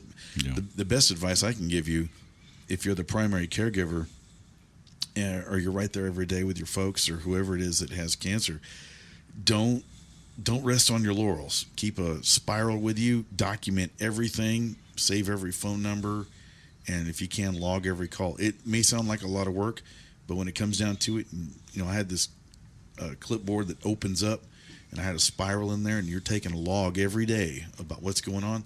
That will help you keep track of what's going on. And you might even surprise the doctors when they ask you, "What do you know about what about your patient's condition?" And all of a sudden you rattle it off by memory, and their eyes get as big as pie plates. It's like, "Yeah, anything else you want to know, doc?" Yeah. And I actually got to fill in the void here and there. And one doc goes, "Oh, I didn't know that." Click, click, click, click, click, click. Yeah, and you know what? You're absolutely right. I respect what the professionals do, and I don't think I'd have a heart to what the nurses do, and they take a career path knowing what they're going to be facing every day, but my whole point to this is that I would write stuff down with my dad, and so when my brother's situation arose, I had a lot of questions, and did you do this, and what about this and stuff, and they're looking at me, and I said, the reason I know about this is because I already went through it with my dad, and that's the only reason, and stuff, but it's knowledge is very powerful, and you got to educate yourself on this. You have to educate yourself on it, and you're right. People that are going through it. I have a few friends of mine that currently their spouses have cancer, and they thought they were in remission and came back and stuff, and so they're in the car business, and so I let them know every single day, hey man, you want to talk to anybody, I'm here. I'm not a counselor, but I know what you're going through, and it's very tough, and somehow, some way, most of us have been affected by somebody with cancer and other diseases in the family, that have happened and stuff. But have that little ounce of mustard, that little grain of mustard seed, have that faith and just move on. And technology's getting better. Yeah, it's getting a lot better, and don't take anything for granted. So. That's true. I mean, even the day that my mother was transported from down here in the valley to MD Anderson, my uncle, he flies. He's flown for years, and now he's flying charter stuff. But he would fly cancer patients and other patients to places, and we were going to airlift her to Houston. And I talked to him. I said, "Hey, Mom's transfer got approved. What's the weather like?" He goes, "Oh, I just flew into Houston last night. Dude, it ain't happening. Go for a ground evac." He says, "Man, she's gonna get bounced around. It was bad." Yeah. So, told him that at the hospital, and we got the transport lined up, and I'm like a horse kicking at the gate trying to get her out of there. And lo and behold, when the two EMTs come in, one goes to the front desk, and the driver comes in with a gurney and everything. And he looks at me and he goes, "Hey, Chris, what's going on?" And I'm looking at him, and I'm not putting it together because my mind is elsewhere. And all of a sudden, I looked at him and I went, "Wait a minute." And he goes, "Yeah, I used to work at Payne Auto Group." I'm going, "Oh my God!" It's like now I remember. He's like, "Yeah, I went to some of the trade shows and stuff, and you were there." And I was like, "Oh yeah, what's going on?" He was a '68 whiskey. He was an Army medic.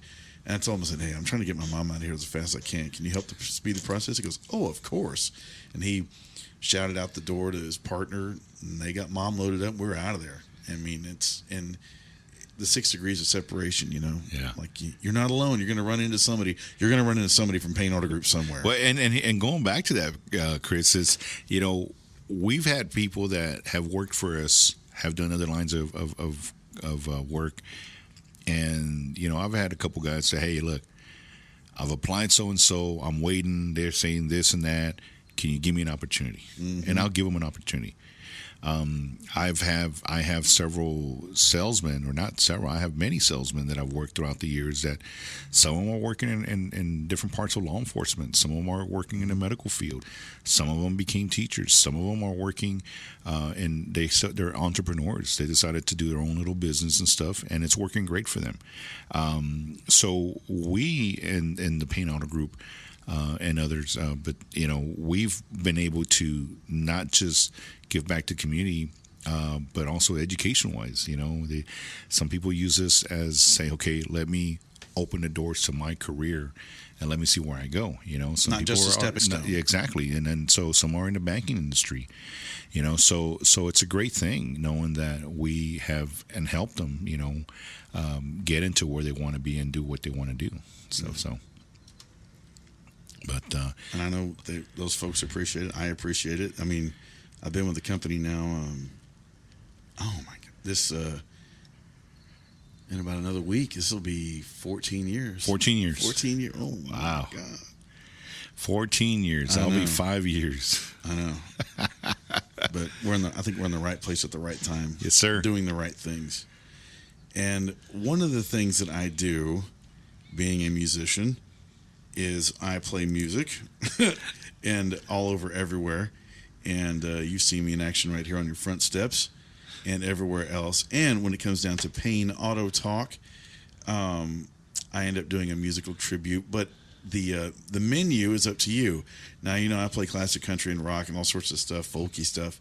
But what's some of your favorite music? The stuff, at the end of the day or the beginning of the day, what is it? Look, I mean, I like Tejano. and stuff. But I also like my classic rock. Okay, good. I like my classic rock, and Tejano and me, I'm like, not happening. No, no, okay. I like my classic rock. I mean, I really I dig music, man. I mean, if you can see, I've got my speakers up here. I heard of. I came in here and we're listening to some tunes. I mean, I was listening to Starship on my way here. So. Yeah, so I like my house. I've got surround sound. I've got surround sound outside. I got it in my garage. I've got a speaker also in my room. So in my restroom. Sorry. So I have music all over the place. The Bluetooth is on. Yeah, especially when you're grilling. Hell yeah. I mean, I'm probably one of the loudest in my neighborhood. But my hours are from 10 a.m. on Sunday morning to 8 p.m. If the game is on, the game's on, and you're going to hear it on the surround sound outside. And if there's a boxing match or something, I'm outside, and my neighbors actually will come over and they enjoy it. That, hey man, can you raise it? I can barely hear it. So so that's awesome and stuff. And I've got two of my neighbors are DPS officers. So hats off to the Valley's DPS. But they're DPS officers. So they're like, hey, can you raise it? I'm like, yeah. So hey, do you have any so-and-so? And, the other day, one of them wanted me to put nothing but cards on. So I was putting some old Rick Ocasek in the cards, and stuff. Benjamin Orr, baby. Yeah, I said, yeah, let's put some cards on, and stuff. So, yeah, I like classic rock. I like the Hano. I like the classic older country, and stuff. And I've that's kind of my music, I'm a little mix of everything, I lived in Florida, so I like the salsa. I can dance salsa and I can dance bachata, believe it or not. I'll tell you what, what's it called? Oh crap! It's that Latin influence, that Cuban stuff down there, that Cubano stuff. Yeah, the percussion in that's wild, man. Yeah, I've heard. What is that dang? All right, this sounds horrible. But when I used to play video games back in the day, I know everybody has Xboxes now and a PlayStation 12 or whatever. The highest I ever went was a PlayStation 2. All right. Stop laughing.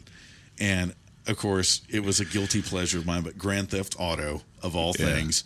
And I remember playing it, and a friend of mine or a bandmate came over.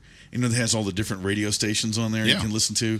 And I'm driving around being a digital criminal and getting my fix.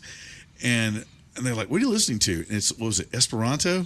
It was, dude, I would just drive around and listen to that station. Yeah. It was great, man. Yeah, it was. And we've had a lot of great, musicians in the past and stuff. I was never, my son's a musician. He loves it. He can dance. He was in band, played football and stuff, and he was also in band, and he played the clarinet.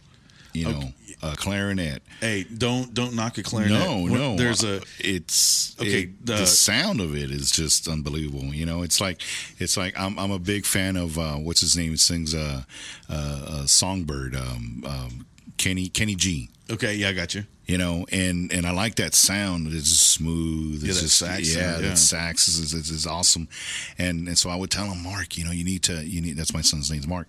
Mark, you need to do this and stuff. And and I do it. And he's like, nah, Dad, that's too slow for me. I want some spaz. I want something that. Yeah, he wants the action packed stuff. So that's what he would practice at the house with. And so you're talking about having a young kid who's playing the clarinet. Coming up with these different sounds, and just putting them together, and stuff. And so musically, I love music. I gotta have it, man. I will say at certain times of the day, it just depends the mood you're on. Sometimes you want to just kind of worship and listen to some worship music, and sometimes you don't want to listen to anything. You just want to just drive home and just meditate. It's that meditation and stuff, But for the most part, I enjoy my little classic rock. I enjoy my Tejano. I enjoy. That's pretty much kind of what I like. I like classic country. The king of Texas, George Strait, baby. Yeah. Well, I always part with Waylon Jennings, who said Bob Wills is still the king. That's just me. I will say this. Going back to the clarinet right quick. there's a guitar player who influenced Brad Paisley and probably a lot of other guitar players. His name is John Jorgensen. He played for the Desert Rose Band, and very talented. And I'd heard, it's like, yeah, I can't do that on guitar. And guy I know years back, he goes, I need to show you a video. And he shows me this video, and it was shot, it's sideways, but it's in this, I don't know where they were, at some little band, not a band hall, but just somewhere. These guys are sitting in like a little circle, and they're playing like this gypsy music. And there's this guy just wailing away on the clarinet, and I'm like, who is that? And he goes, that's John Jorgensen. It's like he's in the LA Symphony. He's a clarinet guru. I'm like, no, he's not. He's a guitar whiz. He's like a guitar hero. It's like, no, he's a clarinet guy. And it blew me away. I mean, you think about guys like Flea, who play bass for the Chili Peppers. He's a trumpet prodigy, and all that musical, wonderful stuff, little things. So, Mark, listen to some John Jorgensen. Do some of his stuff, Desert Rose Band, but do it on clarinet. But he will. I bet. If I was to play something just for you, classic rock country, what would be your request? What artist and what song? On classic rock, I really like Lynyrd Skynyrd. Oh boy, and anything from Lynyrd Skynyrd, I mean, it just touches the heart. Obviously, I'm from South Texas. I love Alabama, Sweet Home Alabama. But just anything from them, I mean, it's just. And I like some Deep Purple, believe it or not. Oh man, so we're gonna take it back. We'll talk some. I love some Deep Purple too. But I think the way I was brought up, I mean, my parents listened to Spanish music and stuff, and here I was listening to rock station, and I remember when it was the old KRIX, down in the valley, and concerts were at the Villarreal, and I think one of my first concerts, if I want to say it was King Cobra or King Diamond, I think King Diamond, and I forgot who else, man, and I've got to see Stevie Ray Vaughan. You got to see SRV at the island, at the island, man. And that's probably one of the best concerts I've ever been to. It was at the island. It was open and stuff, but when it comes down to it, man, Lynyrd Skynyrd, man, that group Skynyrd always just touches my heart no matter what. I mean, you can never go wrong with Lynyrd Skynyrd. Every Sunday when I turn on my music, I always go Lynyrd Skynyrd, and I'll just go through the full videos, and just let it go. There's a concert video of them in black and white. Yeah. And Alan Collins is I think he's playing a Gibson Firebird, and he just rips. Yeah. And I'm like, oh my God. And those guys were plugging amps. I mean, plugging the guitar straight into the amp and just cranking it. I mean, that's some of my friends are like, hey man, you don't like Van? I said, I love Van Halen. I love Motley Crue. I love all these bands. But you're talking about traditional, just plug and play. Mm-hmm. There you go. These guys are artists, man. I mean, these guys are artists.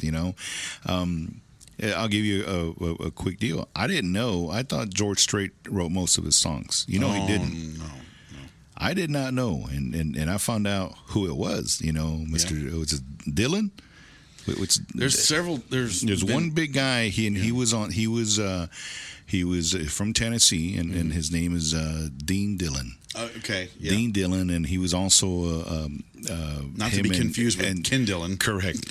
He and I think it was Jerry Stewart had partnered up together. Old country legend Jerry Stewart had partnered up together and recorded I think 2 albums together.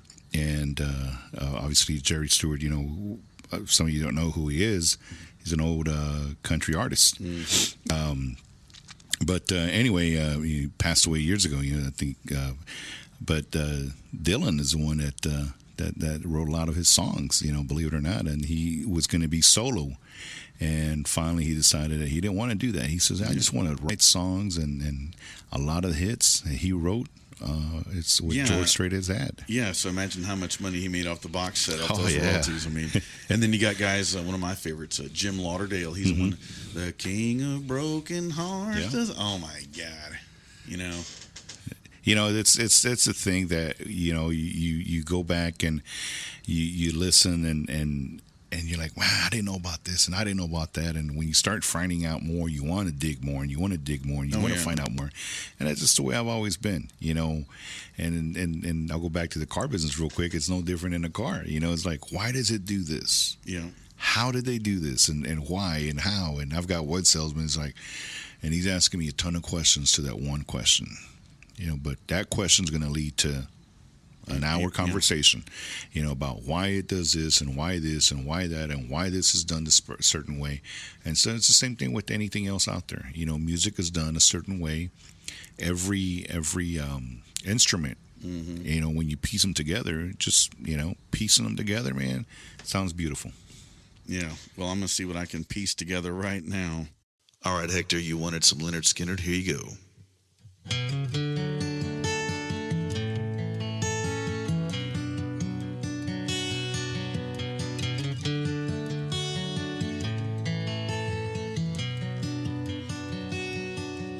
Mama told me when I was young,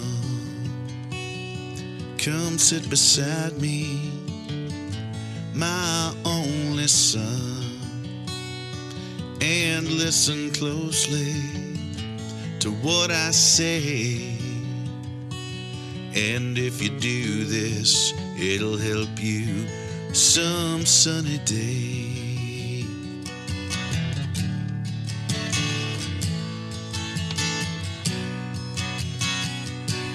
Oh, take your time. Don't live too fast. Troubles will come and they will pass. Go find a woman and you'll find love. And don't forget, son, there is someone up above. And be a simple kind of man, or be something you love and understand. Baby, be a simple kind of man. Oh, won't you do this for me, son, if you can?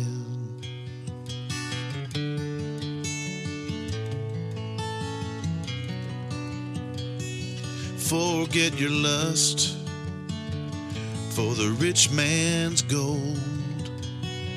All that you need is within your soul.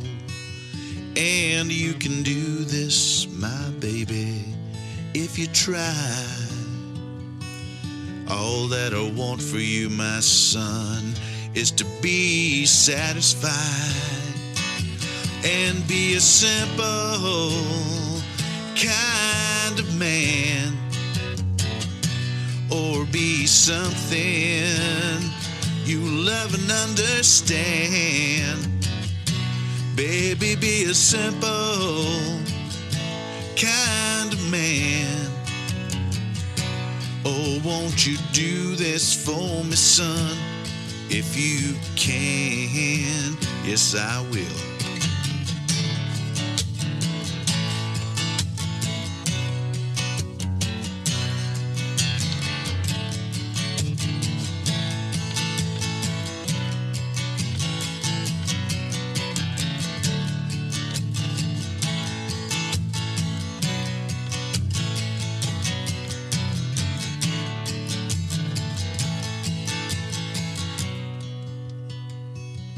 Oh, don't you worry, you'll find yourself.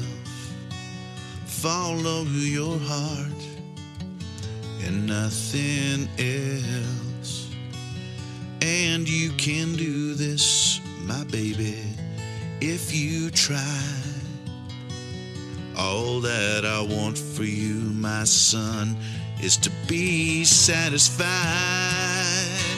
And be a simple kind of man, or be something you love and understand. Baby, be a simple kind kind of man. Oh, won't you do this for me, son, if you can? Oh, won't you do this for me, son, if you can? Oh, won't you do this for me, son, if you can?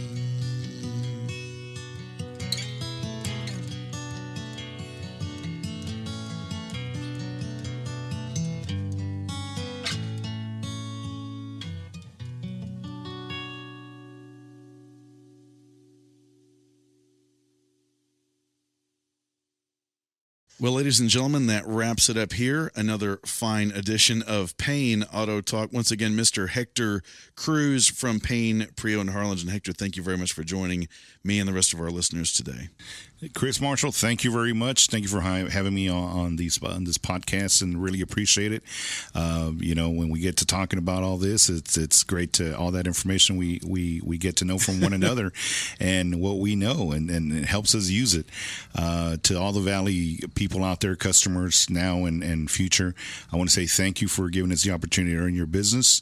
And remember, at Payne Pre-Owned is lo que tú quieres regardless. I'm out of a job now. Thanks a lot. But yes, thanks to everybody at Payne Pre-Owned Harlingen, also our other pre-owned stores, 2 in McAllen, 1 in Edinburgh, of course in Weslaco, and let's see, right here. Oh, how many dealerships we have? Oh man, I'm going to count them. You know what? I know we're closing the show, but here we go. We have the mothership in Weslaco, which is Payne Weslaco Chevrolet. Ed Payne Motors, which is Dodge, Chrysler, Jeep, Ram. Also, Payne Weslaco Ford. We have Payne Fiat of the Rio Grande Valley with Fiat and Alfa Romeo. Payne Brownsville, Payne Mission, Volkswagen, and Mitsubishi. We have our Ed Payne store in our new Dodge store in Edinburgh. That's right, Edinburgh, our new Edinburgh CDJR. CDJR, and for some of you who don't know CDJR, it's Dodge, Chrysler, Jeep. Yep, Chrysler, CDJ, Chrysler, Dodge, Jeep, Ram. There we go, CDJR. Ram. We forgot the Ram, number one important one. No joke. But I think we've got like 12 or 14. We got 13, 14 stores all over the Valley, and it's a great outfit. We're always hiring. I'm going to plug this in there real quick for you guys that are interested. You can always go to paynecareers.com, paynecareers.com. Just submit your application if you're in the McAllen, Edinburgh, Brownsville area. Submit the city you're at, and there is a location near you or where you're at.